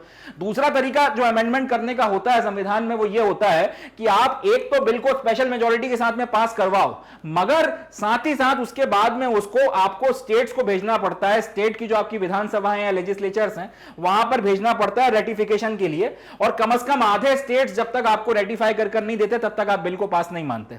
यानी कि एक ये हुआ कि स्पेशल मेजॉरिटी से आपने बिल पास किया, जिस दिन आपके पार्लियामेंट के दोनों हाउसों में स्पेशल मेजॉरिटी से बिल पास हुआ, आपने भेजा प्रेसिडेंट के पास, प्रेसिडेंट ने साइन किया और आपका कॉन्स्टिट्यूशन अमेंड हो गया। दूसरा तरीका क्या है, आपने स्पेशल मेजॉरिटी से बिल को पास करा लिया, उसके बाद में आपने बिल को भेज दिया राज्यों की विधानसभा में, और कम से कम आधे राज्यों की विधानसभा ने जब तक उसका रेटिफिकेशन नहीं किया, यानी कि जब तक उन्होंने सपोर्ट में आपको नहीं दिया कि हां हम जो है आपका सपोर्ट कर रहे हैं, और अपनी विधानसभाओं में भी जब तक उसको पास नहीं किया तब तक जो है बिल को पास नहीं माना जाता। तो special majority plus half of state legislatures ने जब तक ये बिल पास नहीं किया तब तक उस बिल को पास नहीं माना जाता। बाद में हम लोग इसको और ज्यादा डिटेल में समझेंगे, फिलहाल इतना ही जो है हमको पता होना चाहिए कि आर्टिकल 368 के तहत 2 तरीकों से इसको अमेंड किया जा सकता है। जब अमेंडमेंट पढ़ेंगे तब और डिटेल में देखेंगे, इन 2 में से किसी एक तरीके से आप जो है अमेंड कर सकते हैं। अब अगर इसकी एक भी शर्त पूरी नहीं हुई, आप चाहे पहले वाले तरीके से करवा लें चाहे दूसरे वाले तरीके से करवा लें, मगर अगर इस पूरी प्रोसीजर में इसकी एक भी शर्त अगर पूरी नहीं हुई तो आपका अमेंडमेंट जो है वो गिर जाएगा, आप संविधान को संशोधित नहीं कर पाओगे, संविधान में बदलाव नहीं ला पाओगे। कहने का मतलब यह है कि यह जो तरीका है ये रिजिडिटी वाला तरीका है, ये अमेरिकन कॉन्स्टिट्यूशन से उधार लिया गया मान सकते हैं। अमेरिकन कॉन्स्टिट्यूशन में जैसी रिजिडिटी दिखती है वो रिजिडिटी आपको यहां पर समझ में आती है। ये सारा अमेंडमेंट किसके तहत हो रहा है, आर्टिकल 368 के तहत। इसके अलावा भी भारत के संविधान में कई सारे ऐसे प्रोविजंस हैं जिनको आप सिंपल मेजॉरिटी के साथ में पास कर सकते हो। सिंपल मेजॉरिटी का मतलब क्या होता है अभी हम लोग वो समझते हैं। सिंपल मेजॉरिटी का मतलब होता है जितने लड़के मौजूद हैं जब कभी किसी बिल के बारे में वोटिंग हो रही है उसकी मेजॉरिटी, यानी कि जितने लड़के मौजूद हैं डिवाइडेड बाय 2 + 1। इसको समझते हैं। सपोज कर लें कि आपका कोई पार्लियामेंट है, उसमें 100 मेंबर्स हैं। 100 मेंबर्स का मतलब है कि 51 लोगों पे आपकी ऑर्डिनरी मेजॉरिटी आएगी। अब 1 मिनट के लिए मान लेते हैं कि कभी किसी बिल के ऊपर वोटिंग होनी है और तब वहां पे सिर्फ 40 लड़के मौजूद हैं। 40 तो आपकी हाउस की टोटल स्ट्रेंथ यानी कि आधा +1 से भी कम है। मगर अगर 40 में से 21 लोगों ने 40 लोगों ने अगर वोटिंग करी और इसमें से 21 लोगों लोगों ने अगर आपका 21 लोगों ने अगर किसी बिल के फेवर में वोट डाल दिया तो जो लड़के प्रेजेंट हैं उसकी मेजोरिटी तो आपको मिल गई कि नहीं मिल गई। इस तरीके की मेजोरिटी कहलाती है सिंपल मेजोरिटी, यानी कि इस बात से कोई फर्क नहीं पड़ता कि आपके पास में हाउस की टोटल स्ट्रेंथ की मेजोरिटी है या नहीं, स्पेशल मेजोरिटी है या नहीं, इससे कोई फर्क नहीं पड़ता। सिर्फ जितने लड़के मौजूद हैं उनकी टोटल स्ट्रेंथ डिवाइडेड बाय 2+1 इतने अगर आपके पास में है तो बिल पास हो जाएगा। और ये हम लोग ये बोलेंगे कि ये जो बिल है वो सिंपल मेजोरिटी से पास हुआ है। तो अगर आपके पास में लेट्स से 200 लोगों का हाउस है, 200 लोगों की आपकी संसद है, तो कायदे से 101 पे मेजोरिटी आनी चाहिए। मगर सपोज कर लेते हैं कि किसी बिल के ऊपर वोटिंग हो रही है और उस वक्त 200 में से सिर्फ 70 लोग मौजूद हैं, तो 70 लोग तो आपका 101 की मेजोरिटी से भी कम है। मगर अगर कोई बिल 70 की मेजोरिटी यानी कि 36 70 डिवाइडेड बाय 2+1 यानी कि 36 लोगों के वोट करने से भी अगर पास हो जा रहा है तो इसको बोला जाता है कि यह बिल सिंपल मेजोरिटी से पास हुआ है, इस बिल को सिंपल मेजोरिटी से पास करवाया गया है। तो अगर आपके भारत के संविधान में कई सारे ऐसे प्रोविजंस हैं जिनको आप सिंपल मेजोरिटी के साथ में भी जो है चेंज कर सकते हैं, सिंपल मेजोरिटी के तहत भी जो है आप उसको अमेंड कर सकते हैं। इस तरीके ये भी जो है एक तरीका होता है, इससे भी आप अमेंडमेंट कर सकते हैं। और इस तरीके से जनरली आपके देश में कानून वगैरह बनाए जाते हैं। हमने क्या बोला था कि फ्लेक्सिबल कॉन्स्टिट्यूशन वो होता है जिसमें जिस तरह से कानून बनाए जाते हैं उसी तरह से जो है आप संविधान में संशोधन कर लो। तो इस तरीके से जनरली आपके कानून वगैरह कई सारे पास करवाए जाते हैं। तो अगर उसी प्रोसीजर का इस्तेमाल करते हुए अगर आप संविधान में कुछ प्रोविजंस वगैरह को बदल लो तो ये एक तरीके से फ्लेक्सिबल फीचर्स जो हैं,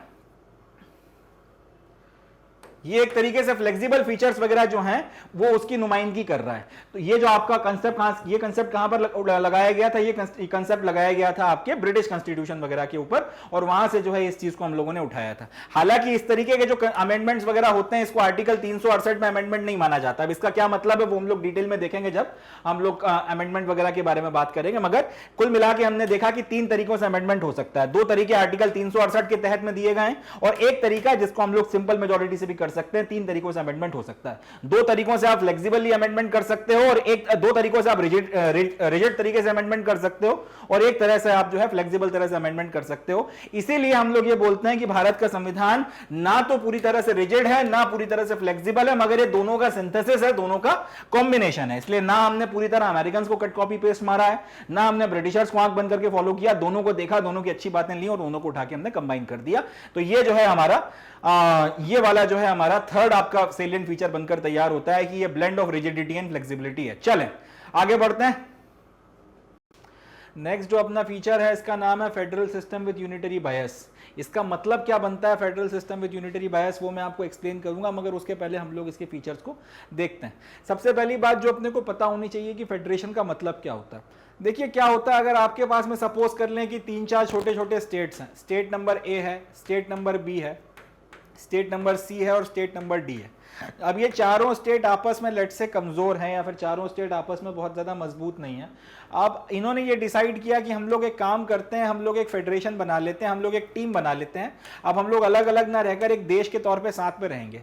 4 स्टेट थे तो हम लोग अलग अलग थे, मगर जब हम लोग साथ में आके जुड़ जाएंगे तो हम लोग एक मजबूत देश बन जाएंगे। ये आपका स्टेट ए हो गया, बी हो गया, सी हो गया और डी हो गया। तो चारों जो है अगर आपस में आके जुड़ जाएंगे तो ताकतवर देश बन जाएंगे या फिर मजबूत देश के तौर पर जो है निकल कर आएंगे। तो अब इसमें मगर जब ये चारों जो आपके स्टेट्स हैं वो एक देश के रूप में साथ में आकर जुड़ते हैं तो फिर उनके बीच में एक समझौता होता है कि हर एक स्टेट को क्या अपने क्या पावर्स होंगी, क्या पावर्स नहीं होंगी, स्टेट गवर्नमेंट जो रहेंगी उनकी क्या पावर्स होंगी, इन चारों स्टेट्स के ऊपर एक सेंट्रल गवर्नमेंट बनाई जाएगी तो उसकी क्या पावर होंगी। इस तरीके से जो है इनके बीच में पूरा का पूरा समझौता होता है और उसके तहत फिर यह व्यवस्था चलाई जाती है। इसको बोला जाता है फेडरेशन। फेडरेशन की जो व्यवस्था है इसका सबसे पुराना और सबसे पहला एग्जाम्पल है यूनाइटेड स्टेट्स ऑफ अमेरिका। अलग अलग छोटी छोटी आपकी ब्रिटिश कॉलोनीज थी, पहले 13 कॉलोनीज थी, बाद में और इलाका आया और सब मिलकर जो है एक पूरा का पूरा एक मजबूत देश जो है वो बनकर तैयार हुआ। हर एक आपकी जो कॉलोनी वगैरह थी उसको अपनी कुछ पावर्स वगैरह थी, वो अपने हिसाब से अपना काम धंधा चला सकता था। उन सब के ऊपर जो सेंट्रल गवर्नमेंट बनाई गई उसकी अपनी कुछ पावर्स थी, वो अपने हिसाब से कुछ चीजें कर सकते थे। तो ये जो पूरी की पूरी व्यवस्था होती है इसको बोला जाता है फेडरेशन। हमने भी लगभग कुछ उसी तरीके की जो है व्यवस्था अपने देश में अडॉप्ट करी है। हमारा हमारा देश, हमारे भारत का भी जो संविधान है वो एक तरीके का फेडरल सिस्टम जो है गवर्नमेंट का, वो हमारे देश में लागू करता है। मतलब हमारे देश में केंद्र सरकार होगी, अलग अलग राज्यों की राज्य सरकारें होंगी, केंद्र सरकार की अपनी पावर होंगी, राज्य सरकार की अपनी पावर होंगी, उनके अपने अधिकार होंगे और सारी की सारी चीजें संविधान में मेंशन की जाएंगी। तो फेडरेशन जो है उसके अपने कुछ फीचर्स वगैरह होते हैं, वो सारे के सारे फीचर्स वगैरह हमारे देश के संविधान में शामिल किए गए हैं, क्योंकि हमारे देश के संविधान में फेडरेशन वगैरह जो है वो बनाने की बात की गई है, फेडरल सिस्टम ऑफ गवर्नमेंट जो है स्थापित किया गया। हमारे देश में आपको दो सरकारें या टू गवर्नमेंट्स देखने के लिए मिलती हैं। सेंट्रल के लेवल पर आपको एक, या फिर केंद्र के लेवल पर आपको एक केंद्र सरकार देखने को मिलती है, और प्रोविंसेस के लेवल पर या राज्यों के लेवल पर आपको राज्य सरकारें देखने के लिए मिलती हैं। हमारे यहाँ दो गवर्नमेंट जो है चल रही हैं, केंद्र सरकार की सेंट्रल गवर्नमेंट भी चल रही है और स्टेट लेवल पर स्टेट गवर्नमेंट भी चल रही है। दूसरा, हमको यहाँ पर डिवीजन ऑफ पावर भी देखने को मिलता है। बाकायदा जो है संविधान में लिखा गया है कि केंद्र सरकार की कितनी पावर्स हैं और राज्य सरकार की कितनी पावर है, और कौन जो है किस लिमिट तक एक दूसरे के मामलों में दखलंदाजी कर सकता है और किस लिमिट तक एक दूसरे के मामलों में दखलंदाजी नहीं कर सकता। तीसरी बात, हमारे देश में एक रिटन कॉन्स्टिट्यूशन है। यह भी जनरली आपका फेडरेशन का फीचर होता है, क्योंकि आगे चलकर फिर फेडरेशन के जो अलग अलग आपकी यूनिट्स हैं, यानी कि जो आपके अलग अलग राज्य हैं, उनके बीच में कोई कंफ्यूजन की स्थिति ना हो, इसलिए जनरली कॉन्स्टिट्यूशन में पहली सारी शर्तें लिखवाई जाती हैं, उसके बाद में जो है सब उसके ऊपर साइन करते हैं। तो रिटन कॉन्स्टिट्यूशन होने का एक फायदा है कि किसी तरीके का कोई कंफ्यूजन नहीं आता, इसलिए जो है ये आपका रिटन कॉन्स्टिट्यूशन जो है वो भी अपने आप में एक फेडरेशन का फीचर होता है। अगला feature, supremacy of the constitution. अब फेडरेशन में अलग अलग क्योंकि राज्य आ गए हैं और सबको साथ में रहना है, तो ऐसा भी हो सकता है कि वो आपस में जो 4-5 राज्य आते हैं, लेट्स से अगर हम अपने एग्जांपल को लेकर चलें, 4 राज्यों वाला, ए, बी, सी, डी, ये 4 राज्यों ने आपका एक फेडरेशन बनाया। अब ये ऐसे तो अलग अलग राज्य होते तो कमजोर थे, सब साथ में आ गए तो ज्यादा मजबूत हो गए, मगर इन 4 राज्यों में भी आपस में, इन 4 राज्यों में इंडिविजुअली भी देखा जाए तो कोई ना कोई एक राज्य कंपैरेटिवली थोड़ा ज्यादा मजबूत होगा। लेट से हमने मान लिया कि आपका जो ये स्टेट नंबर ए है थोड़ा सा ज्यादा पावरफुल है। अब ये हो सकता है कि आपके दूसरे जो आपके राज्य वगैरह हैं उनके अधिकारों को मारने की कोशिश करे, दबाने की कोशिश करे।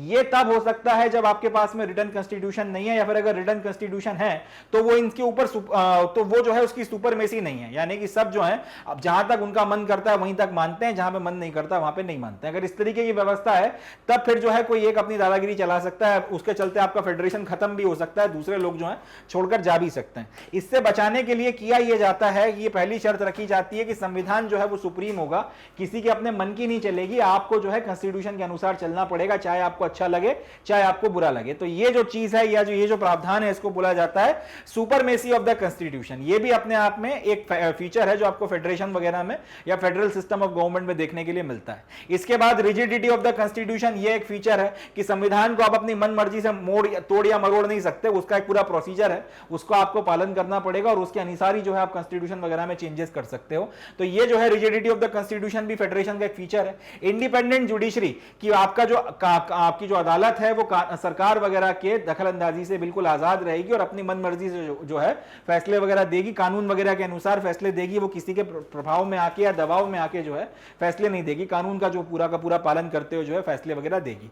और अगला है बाई कैमरलिज्म, यानी कि आपके देश की जो संसद होगी उसमें 2 आपके हाउसेस आपको देखने को मिलेंगे, एक आपका लोअर हाउस होगा और एक आपका अपर हाउस होगा। जैसे इंडिया में आज की तारीख में आपका लोकसभा जो है वो लोअर हाउस है और राज्यसभा जो है वो आपका अपर हाउस है। इस तरीके की व्यवस्था जो है आपको देखने को मिलेगी। तो ये सारे के सारे जो फीचर्स हैं ये आपके फेडरेशन के फीचर्स कहलाते हैं। अब क्योंकि हमारा देश जो हमारा भारत देश है उसने एक फेडरल सिस्टम ऑफ गवर्नमेंट जो है स्थापित किया है, तो हमारे देश के संविधान में भी ये हमारे जो देश का कॉन्स्टिट्यूशन है उसने फेडरल सिस्टम ऑफ गवर्नमेंट स्थापित किया है, तो हमारे देश के संविधान में भी ये सारे के सारे फीचर्स आपको देखने के लिए मिलते हैं।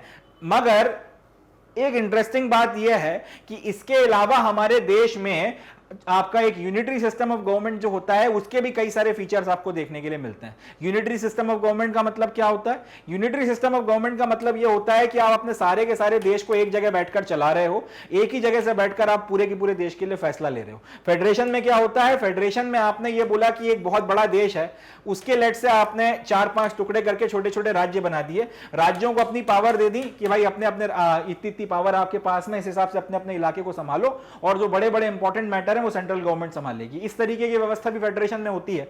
यूनिटरी सिस्टम ऑफ गवर्नमेंट में क्या होता है कि पूरा का पूरा देश जो है एक जगह से बैठकर आपने राजधानी बना ली और यहां से बैठकर आप गवर्न करोगे, और यहां से बैठकर जो है आप इसको चलाओगे एंड कोई आपकी रीजनल गवर्नमेंट या स्टेट गवर्नमेंट नहीं होगी। एग्जांपल इसका और थोड़ा हम लोग समझते हैं कि आपकी अगर राज्यों में जो सरकारें हैं, सारी राज्य सरकार कल को आपके प्राइम मिनिस्टर साहब बोलें कि कल से सारी राज्य सरकारें खत्म, केंद्र सरकार सिर्फ एकमात्र सरकार होगी और वही जो है पूरा का पूरा देश चलाएगी। तो अब ये जो व्यवस्था हो जाएगी इसको बोला जाता है यूनिटरी सिस्टम ऑफ गवर्नमेंट। अभी क्या व्यवस्था चल रही है कि एक केंद्र सरकार है, हर एक राज्य की अपनी गवर्नमेंट्स वगैरह है, अपनी स्टेट गवर्नमेंट अपने उनके जो पावर्स वगैरह है उसके अनुसार अपने राज्यों में काम करती है, सेंट्रल गवर्नमेंट की अपनी पावर्स हैं उसके अनुसार वो काम करती है। फेडरेशन की व्यवस्था है। कल प्राइम मिनिस्टर आके बोल दें कि सारी राज्य सरकारें खत्म, अब सिर्फ एक ही सरकार है, वो है केंद्र सरकार और वही पूरा देश चलाएगी, अब कोई राज्य सरकार नहीं होगी। तो अब ये जो व्यवस्था हो गई इसको क्या बोला जाता है? इसको बोला जाता है यूनिटरी सिस्टम। तो हमारे देश में ऐसी व्यवस्था नहीं है, हमारे देश में यूनिटरी सिस्टम नहीं है। हमारे देश में कौन सा सिस्टम है? Federal system. और फेडरल सिस्टम के आपको काफी सारे फीचर्स भी देखने को मिलते हैं, मगर ये जो यूनिटरी सिस्टम वाली व्यवस्था है इसके भी बहुत सारे फीचर्स हमारे देश के संविधान ने शामिल किए हैं, या फिर इसके भी बहुत सारे फीचर्स वगैरह जो हैं हमें हमारे कॉन्स्टिट्यूशन में देखने के लिए मिलते हैं। जैसे कि एक स्ट्रॉन्ग सेंटर। स्ट्रॉन्ग सेंटर का मतलब होता है कि ज्यादा मजबूत केंद्र सरकार। आपकी जो राज्य सरकारें हैं उनकी अपेक्षा अगर आप केंद्र सरकार की बात करोगे तो वो ज्यादा मजबूत है या ज्यादा स्ट्रॉन्ग है।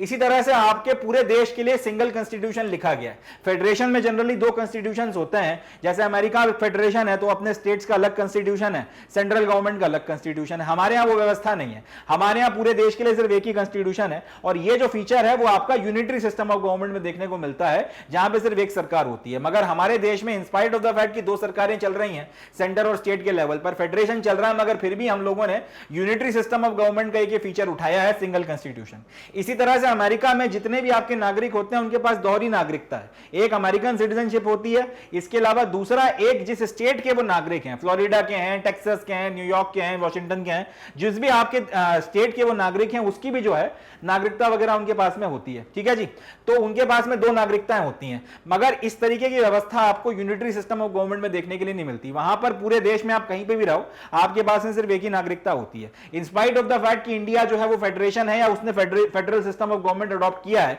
इसके बाद भी हमारे देश में सिंगल सिटीजनशिप है, डबल सिटीजनशिप का कोई प्रावधान नहीं है।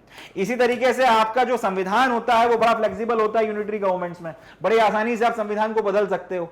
तो वो भी कुछ जगहों पे हम लोगों ने देखा था कि हमारे संविधान के कुछ फीचर्स को बड़ी आसानी से ऑर्डिनरी मेजॉरिटी के थ्रू बदला जा सकता है, वो फीचर भी जो है हम लोगों ने शामिल किया है। इसके बाद इंटीग्रेटेड जुडिशरी। इंटीग्रेटेड जुडिशरी का मतलब यह होता है कि आपके देश में सिर्फ एक ही जुडिशरी है। जनरली फेडरेशंस में दो तरीके की जुडिशरी होती है, एक आपकी सेंट्रल जुडिशरी होती है जो केंद्र सरकारों से रिलेटेड मसलों को देखती है, और एक आपकी स्टेट जुडिशरी होती है जो राज्य सरकारों से रिलेटेड मतलब राज्य सरकार से रिलेटेड आपके जो मैटर्स हैं उनको देखती है। यानी कि अगर आप अमेरिका में जाएंगे तो वहां पर आपको एक ही जिले में दो कोर्ट देखने को मिलेंगे, एक आपका फेडरल कोर्ट देखने को मिलेगा और एक आपका प्रोविंशियल कोर्ट देखने को मिलेगा। फेडरल कोर्ट जो आपके सेंटर से रिलेटेड मैटर देखता है, प्रोविंशियल कोर्ट जो आपका स्टेट से रिलेटेड मैटर देखता है। अमेरिका में ऐसी चीजें होती हैं, इंडिया में ये नहीं होता, डिस्पाइट ऑफ द फैक्ट कि हमारे यहाँ फेडरेशन है। अमेरिका में भी फेडरेशन है, हमारे यहाँ भी फेडरेशन है, या एक फेडरल सिस्टम ऑफ गवर्नमेंट चल रही है, बट फिर भी हमारे यहाँ दो कोर्ट की व्यवस्था नहीं है। हमारे यहाँ एक सिंगल आपको इंटीग्रेटेड जुडिशरी देखने को मिलती है। सुप्रीम कोर्ट टॉप पर है, उसके नीचे हाई कोर्ट है, उसके नीचे डिस्ट्रिक्ट कोर्ट है, और उसके नीचे बहुत सारे आपके लोअर कोर्ट्स हैं। ये सिंगल सिस्टम ऑफ जुडिशरी जो है सेंट्रल के लॉज भी जो है उनको भी उनसे रिलेटेड मसले भी देखता है, और आपके स्टेट से रिलेटेड जो लॉ है अलग अलग राज्यों के उनके मसले भी जो है हाई कोर्ट और उससे नीचे के आपके कोर्ट्स वगैरह देखते हैं। इसके बाद में अगला है appointment of the state governor by the centre, यानी कि आपके स्टेट्स का जो मुखिया होता है कायदे से वो गवर्नर होता है, और इसका अपॉइंटमेंट कौन करता है? सेंटर करता है। ये भी एक अपने आप में यूनिटरी गवर्नमेंट का फीचर है।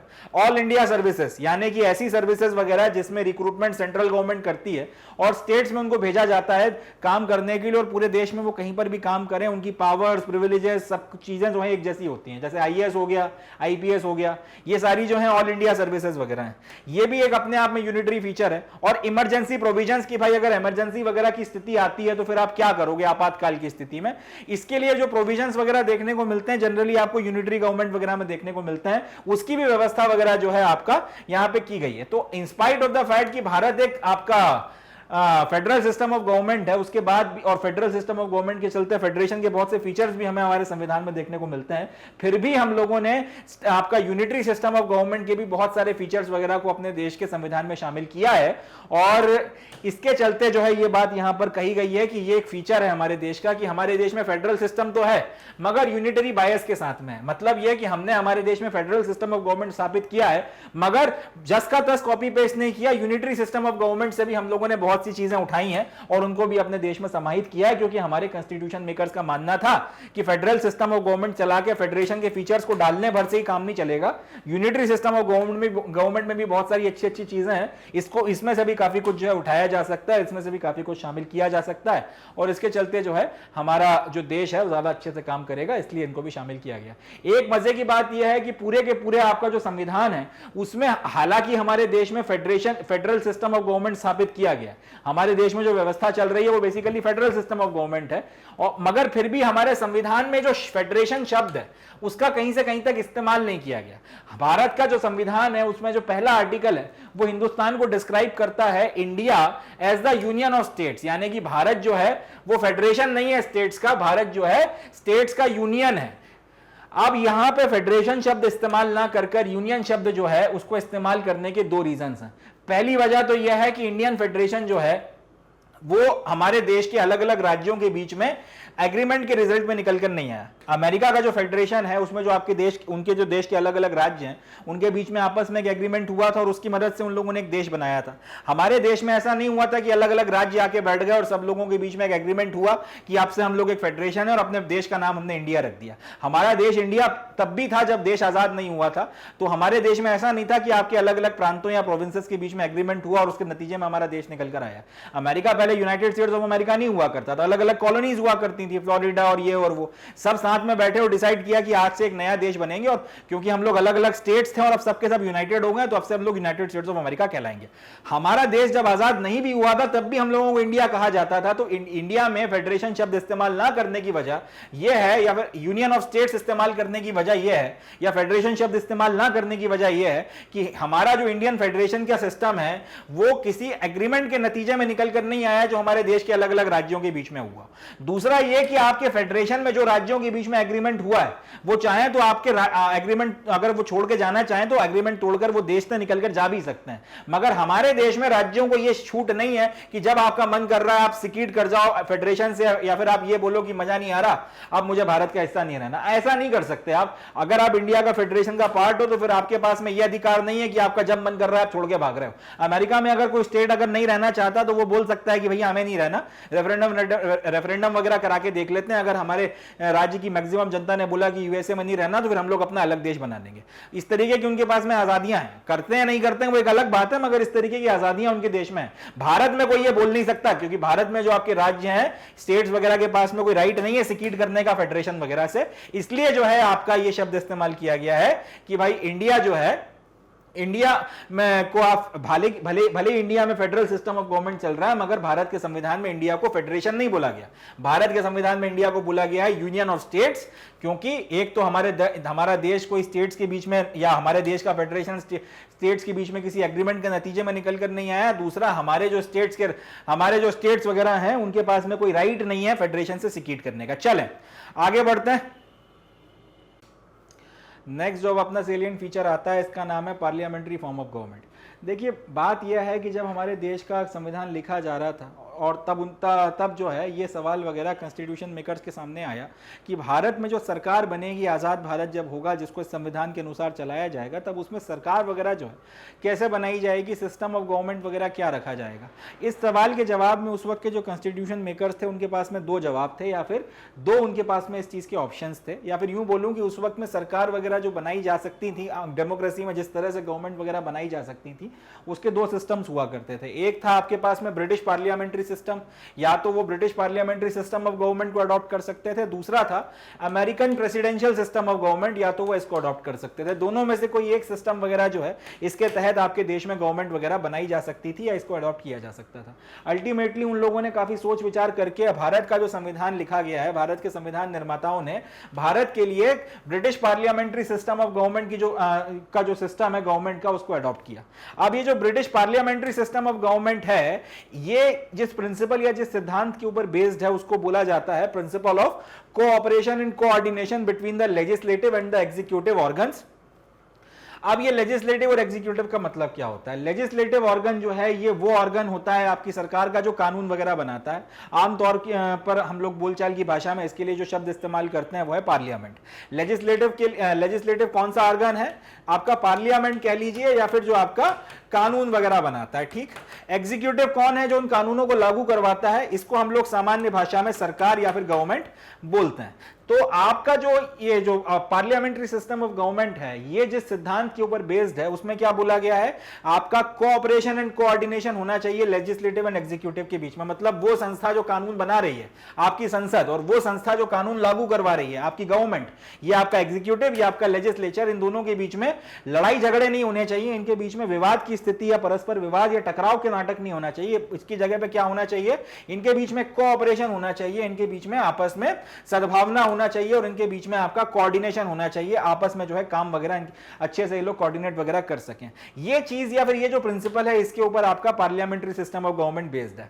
प्रेसिडेंशियल सिस्टम ऑफ गवर्नमेंट इसके उल्टा ये बोलता है कि आपका जो लेजिस्लेटिव और एग्जीक्यूटिव ऑर्गन्स होते हैं सरकार के, इनकी जो पावर्स वगैरह है उनके बीच में सेपरेशन होना चाहिए। मतलब ये कि लेजिस्लेटिव ऑर्गन जो है गवर्नमेंट का, यानी कि आपकी जो पार्लियामेंट है जो कानून बनाती है, उसके मसलों में सरकार या फिर एग्जीक्यूटिव जो है वो दखल अंदाजी ना करे, और एग्जीक्यूटिव जो आपके गवर्नमेंट का पार्ट है, यानी कि आपकी जो सरकार है जो कानून लागू करवाती है लेजिस्लेटिव के बनाए हुए, उसके मसलों में लेजिस्लेटिव जो है या फिर आपकी जो पार्लियामेंट है वो दखल अंदाजी ना करे। दोनों के अलग अलग आपके पावर्स हैं, दोनों की पावर डिफाइंड है ना। एक जो है दूसरे के मामले में टांग अड़ाएगा, ना जो दूसरा है वो पहले के मामले में टांग अड़ाएगा। दोनों अपना अलग अलग काम करेंगे। मगर ये जो सिस्टम लागू किए गए, जब क्योंकि काफी वक्त से सिस्टम चल रहे थे, तो ये देखा गया कि अमेरिका का जो सिस्टम था, इसमें आपका जो कानून बनाने वाली संस्था थी आपकी जो लेजिस्लेटिव थी, इसको ये लोग बोलते थे कांग्रेस, और एग्जीक्यूटिव जो थी इसको ये लोग बोलते थे आपका गवर्नमेंट। इनके बीच में आए दिन के लड़ाई झगड़े होते रहते थे, और ये लड़ाई झगड़े आज भी चल रहे हैं। इनके बीच में हमेशा टकराव की स्थिति बनी रहती थी। इसकी जगह अगर आप ब्रिटिश सिस्टम को देखोगे तो वहां पे लेजिस्लेटिव और एग्जीक्यूटिव शांति से, भाईचारे से मिलते हुए काम करते थे। तो आपके कॉन्स्टिट्यूशन मेकर्स ने यह सोचा कि अगर ऐसा व्यवस्था प्रेसिडेंशियल सिस्टम की उठा ली तो रोज के लड़ाई झगड़े संसद और सरकार के बीच में होंगे। और अभी अभी देश आजाद हुआ है, छोटा सा आपकी इन्फेंट डेमोक्रेसी, हमारे लिए शायद ये व्यवस्था ठीक नहीं रहेगी। हमें यही सिस्टम अपनाना चाहिए जिसमें लड़ाई झगड़े ना होकर कोऑपरेशन एंड कोऑर्डिनेशन जो है वो सरकार और संसद के बीच में आपको देखने को मिले, लेजिस्लेटिव और एग्जीक्यूटिव के बीच में देखने को मिले। इसके नतीजतन आपके जो पार्लियामेंट्री सिस्टम ऑफ गवर्नमेंट है इसको अडॉप्ट किया गया। अब ये जो आपका पार्लियामेंट्री सिस्टम ऑफ गवर्नमेंट है, इसको कई और नामों से भी जाना जाता है। इसको कई बार वेस्टमिनिस्टर मॉडल ऑफ गवर्नमेंट भी बोला जाता है, इसको रिस्पॉन्सिबल गवर्नमेंट भी बोला जाता है, और कई बार इसको कैबिनेट गवर्नमेंट भी बोला जाता है। आपने कई बार सुना होगा कि कैबिनेट मिली, कैबिनेट की मीटिंग हुई है और वो, उसकी वजह यह है कि कैबिनेट वगैरह की जो है प्रावधान इस पर्टिकुलर सरकार में किए गए हैं। अब ये क्या प्रावधान है वो डिटेल में देखेंगे बाद में, मगर फिलहाल इतना याद रखना है कि आपका जो ये पार्लियामेंट्री सिस्टम ऑफ गवर्नमेंट है, या जो ब्रिटिश मॉडल है गवर्नमेंट का जिसको हमारे देश में अडॉप्ट किया गया था, इसको कई और नामों से जाना जाता है। वेस्टमिनिस्टर मॉडल ऑफ गवर्नमेंट हो, रिस्पॉन्सिबल गवर्नमेंट हो, या कैबिनेट गवर्नमेंट हो, सबका एक ही मतलब निकल कर आता है। वो किसके बारे में बात कर रहे हैं? वो बात कर रहे हैं आपके पार्लियामेंट्री सिस्टम या फिर British parliamentary system of government के बारे में। तो हमारा देश हमारा जो संविधान है, या जो हमारा जो देश है, जो हमारे संविधान से चलता है, हमारे संविधान ने इसमें सिर्फ आपका सेंट्रल लेवल पर जो है आपका पार्लियामेंट्री सिस्टम ऑफ गवर्नमेंट को स्थापित नहीं किया है। हमारे यहाँ यही व्यवस्था जो है आपको स्टेट्स में भी देखने को मिलती है। मतलब आप केंद्र सरकार के लेवल पर चले जाओगे तो वहां पर भी पार्लियामेंट्री सिस्टम ऑफ गवर्नमेंट आपको देखने को मिलता है, और अगर आप स्टेट्स के लेवल पर चले जाओगे, राज्यों के लेवल पर चले जाओगे, तो वहां पर भी आपको पार्लियामेंट्री सिस्टम ऑफ गवर्नमेंट ही देखने के लिए मिलता है। अब पार्लियामेंट्री सिस्टम ऑफ गवर्नमेंट के अपने कुछ फीचर्स वगैरह होते हैं, थोड़ा सा इसके बारे में अपने को पता होना चाहिए। पार्लियामेंट्री सिस्टम ऑफ गवर्नमेंट का जो पहला फीचर है वो है presence of nominal and real executive. यानी कि आपकी जो पार्लियामेंट्री सिस्टम ऑफ गवर्नमेंट होती है उसमें दो तरीके के एग्जीक्यूटिव होते हैं, एक होता है नॉमिनल, दूसरा होता है रियल। इसका एक एग्जांपल लेते हैं। अपने देश में सेंट्रल लेवल पर जो दो एग्जीक्यूटिव्स आपको देखने को मिलते हैं, नॉमिनल एग्जीक्यूटिव आपका प्रेसिडेंट होता है, रियल एग्जीक्यूटिव आपका प्राइम मिनिस्टर होता है। इसी तरह से अगर आप स्टेट के लेवल पर बात करोगे तो स्टेट के लेवल पर आपका जो नॉमिनल एग्जीक्यूटिव वो आपका गवर्नर है, और रियल एग्जीक्यूटिव जो है वो आपका चीफ मिनिस्टर है। तो ये आपका पहला फीचर हो गया। दूसरा फीचर जो है आपका पार्लियामेंट्री गवर्नमेंट का वो है मेजॉरिटी पार्टी रूल, यानी कि इलेक्शन में जिस पार्टी की मेजॉरिटी आएगी वो सरकार बनाएगी। ये वाला जो फीचर है इसकी तो सबको ही पता है, जो भी पार्टी आपका इलेक्शन में जीतती है वही गवर्नमेंट बनाती है, या फिर जो एक से ज्यादा पार्टियां जो है कोएलिशन वगैरह बना के करती हैं। तीसरा, collective responsibility of the executive to the legislature. मतलब ये है कि एग्जीक्यूटिव या फिर जो सरकार है वो कलेक्टिवली रिस्पॉन्सिबल है लेजिस्लेचर के प्रति। मतलब ये कि आपका एग्जीक्यूटिव या फिर आपकी जो सरकार है उसमें बहुत सारे मंत्री हैं, ये सारे के सारे मंत्री जो हैं कलेक्टिवली एक टीम के तौर पर लेजिस्लेचर के प्रति जवाबदेह होते हैं। संसद में इनसे सवाल पूछे जा सकते हैं। अब आपने देखा भी होगा संसद में कई बार सांसद जो है आपकी सरकार से सवाल पूछते हैं और आपके मिनिस्टर्स वगैरह जो हैं फिर उसका जवाब देते हैं। उसकी वजह यह है कि सरकार जो है या फिर आपकी जो एग्जीक्यूटिव है वो लेजिस्लेचर के प्रति रिस्पॉन्सिबल है या फिर जवाबदेह। यही बात आपको स्टेट्स में देखने को मिलती है कि विधानसभाओं में जो है आपका सरकार के मंत्री या चीफ मिनिस्टर वगैरह जो है आपकी विपक्ष के सवालों का जवाब दे रहे होते हैं। वजह क्या है? वजह यही है कि आपकी जो सरकार है या एग्जीक्यूटिव है वो लेजिस्लेचर के प्रति, लेजिस्लेटिव के प्रति कलेक्टिवली रिस्पॉन्सिबल है। अगला, membership of the minister in the legislature, मतलब यह कि जो आपका सरकार में मंत्री है वो आपका संसद में मेंबर भी होगा। या फिर आपका अगर राज्य सरकार की बात की जा रही है, राज्य सरकार में अगर मेंबर है तो आपकी राज्य की का जो आपकी विधानसभा या विधान परिषद है उसका मेंबर होगा। यह भी एक याद रखने वाली बात है कि आपके जो मिनिस्टर्स होते हैं, जो सरकार में मंत्री बनते हैं, वो आपके यानी कि एग्जीक्यूटिव में जो मिनिस्टर्स होते हैं वो आपके लेजिस्लेचर के मेंबर्स भी होना जरूरी है। यह भी एक जो व्यवस्था है पार्लियामेंट्री सिस्टम ऑफ गवर्नमेंट का एक फीचर है। जब हम लोग इसको डिटेल में पढ़ेंगे तब आपको ये बात ज्यादा अच्छे से समझ में आएगी। फिलहाल इस फीचर को अपने को ध्यान रखना है। अगला, leadership of the prime minister and the chief minister, मतलब ये कि केंद्र सरकार के लेवल पर जो रियल एग्जीक्यूटिव है वो आपका प्राइम मिनिस्टर है, राज्य सरकार के लेवल पर जो रियल एग्जीक्यूटिव है वो आपका चीफ मिनिस्टर है। इनकी लीडरशिप में सरकार चलती है। इनका जो फैसला होता है सरकार के रिस्पेक्ट में वो अंतिम होता है और उसको माना जाता है। इनके फैसले या इनके निर्णय के बेसिस पर फिर जो है गवर्नमेंट के फैसले लिए जाते हैं और या गवर्नमेंट के जो फैसले वगैरह हैं इनकी इच्छा पर होते हैं और उसके बाद में आगे बढ़ाए जाते हैं। अगला, dissolution of the lower house, Lok Sabha और असेंबली, मतलब यह कि देखिए आपकी जब लोकसभा में आपका जो भी आपका लोअर हाउस है, हमारे देश में जो आपका लोअर हाउस है पार्लियामेंट के लेवल पर वो आपका लोकसभा है। अब लोकसभा के इलेक्शंस होते हैं, उसमें जो भी पार्टी अब जीत कर आती है उसकी सरकार बन जाती है। अब अगर उस पार्टी की लोकसभा में मेजॉरिटी चली गई तो फिर उसको वो जो है सरकार से अपने हाथ धो बैठती है। तो कई बार अगर आप इस तरीके की व्यवस्था होती है, ये आप इसको हम लोग जब बाद में डिटेल में पढ़ेंगे तब आपको ज्यादा अच्छे से समझ में आएगा कि कई बार आपका सरकार जो है गिराने के लिए लोकसभा भंग कर दी जाती है या सरकार गिराकर लोकसभा को जो है भंग किया जाता है। इसे अंग्रेजी में बोला जाता है डिसोल्यूशन। इसी तरह से कई बार राज्यों में भी आपकी जो लेजिस्लेटिव असेंबली होती है उसको भंग किया जाता है, उसका डिसोल्यूशन किया जाता है। ये जो dissolution of the lower house होता है, मतलब वो हाउस जिसमें मेजॉरिटी लाने के बाद या उसी के आधार पर आपने सरकार बनाई थी, अगर वहां पे मेजॉरिटी चली गई है और वो हाउस को भंग किया जा रहा है ताकि फिर से इलेक्शन वगैरह करवाए जा सकें, तो इस चीज को डिसोल्यूशन बोला जाता है। ये जो डिसोल्यूशन वगैरह है ये भी अपने आप में पार्लियामेंट्री सिस्टम ऑफ गवर्नमेंट का फीचर होता है। अमेरिका में यह है कि एक बार आपका प्रेसिडेंट चुनकर आ गया तो आ गया, उसके बाद जब तक टेनर पूरा नहीं होगा तब तक इलेक्शन नहीं होगा। यहां पर यह है कि अगर आपका एक बार आपका एक पार्टी मेजॉरिटी में आ गई और उसके बाद उसने अपनी सरकार बना ली तो जरूरी नहीं है कि 5 साल चल जाए। हो सकता है 3 साल के बाद में आपकी लोकसभा भंग हो जाए या स्टेट लेवल पर 2-3 साल चलकर आपकी विधानसभा भंग हो जाए तो इलेक्शंस वगैरह करवाए जा सकते हैं।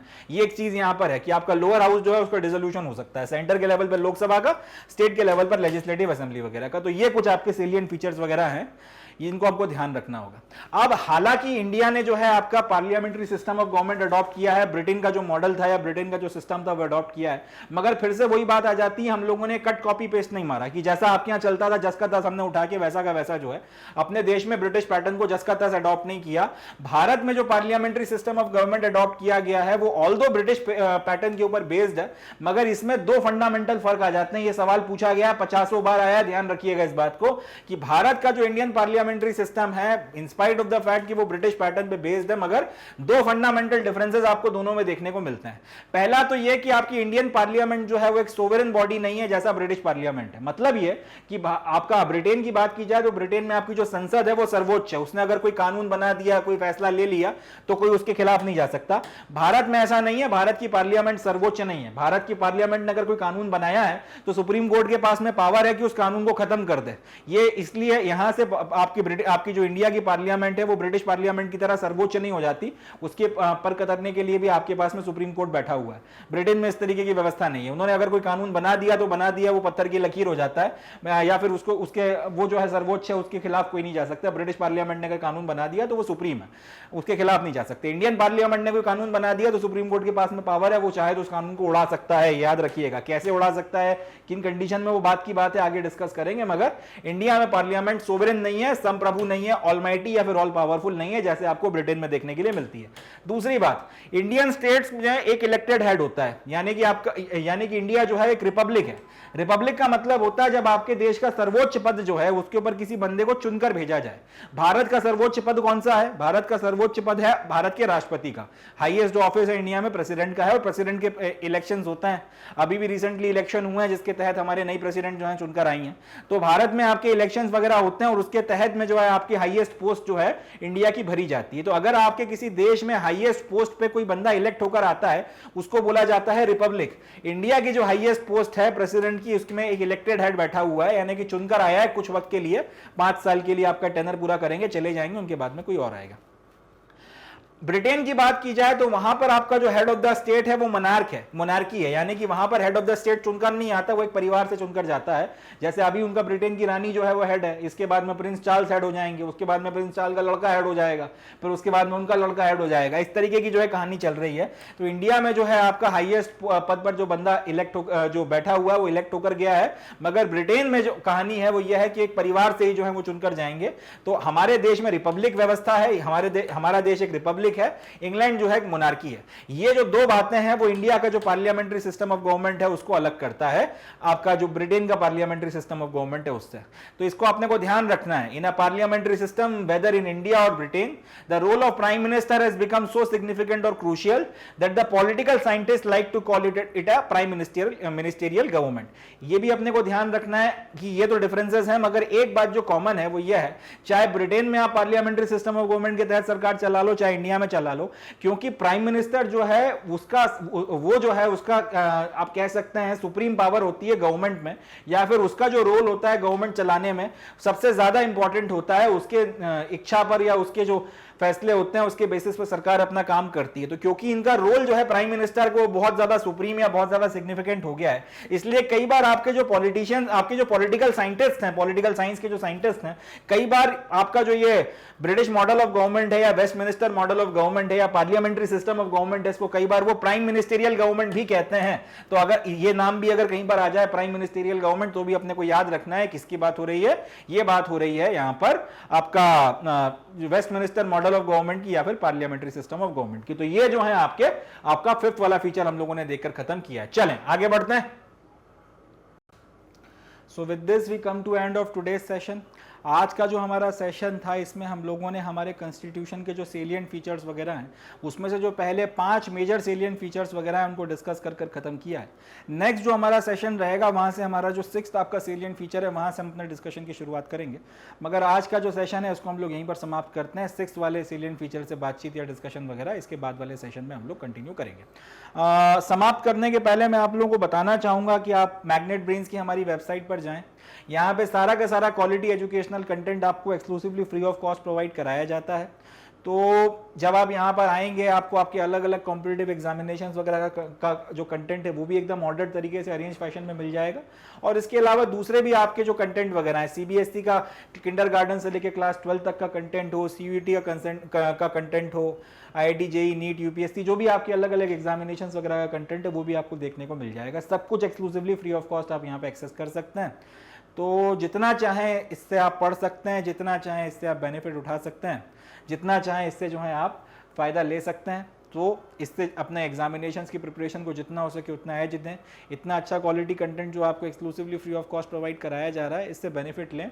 इसी कंटेंट के लिए आपको कई बार कोचिंग इंस्टीट्यूट्स में कई हज़ार रुपये देना पड़ते हैं, उससे उसकी आपकी बचत हो रही है। बस अपना इतना आपको करना है कि सारी की सारी एनर्जीज़ को एक डायरेक्शन में फोकस करना है, चैनलाइज करना है, अपनी पूरी ताकत लगानी है, क्षमता लगानी है, मोटिवेटेड रहना है और झोंक देना है अपने आप को। बस कर्म करते चले जाइए, रुकिए मत, आगे बढ़ते चले जाइए, जितना हो सके फ़ायदा उठाएं और दूसरों को भी इसके बारे में बताएं। एंड मोस्ट इंपॉर्टेंटली जुड़े रहें मैग्नेट ब्रेन्स के साथ। इसी नोट पे calling it the day and concluding the session. मिलते हैं नेक्स्ट सेशन में। थैंक यू, जय हिंद।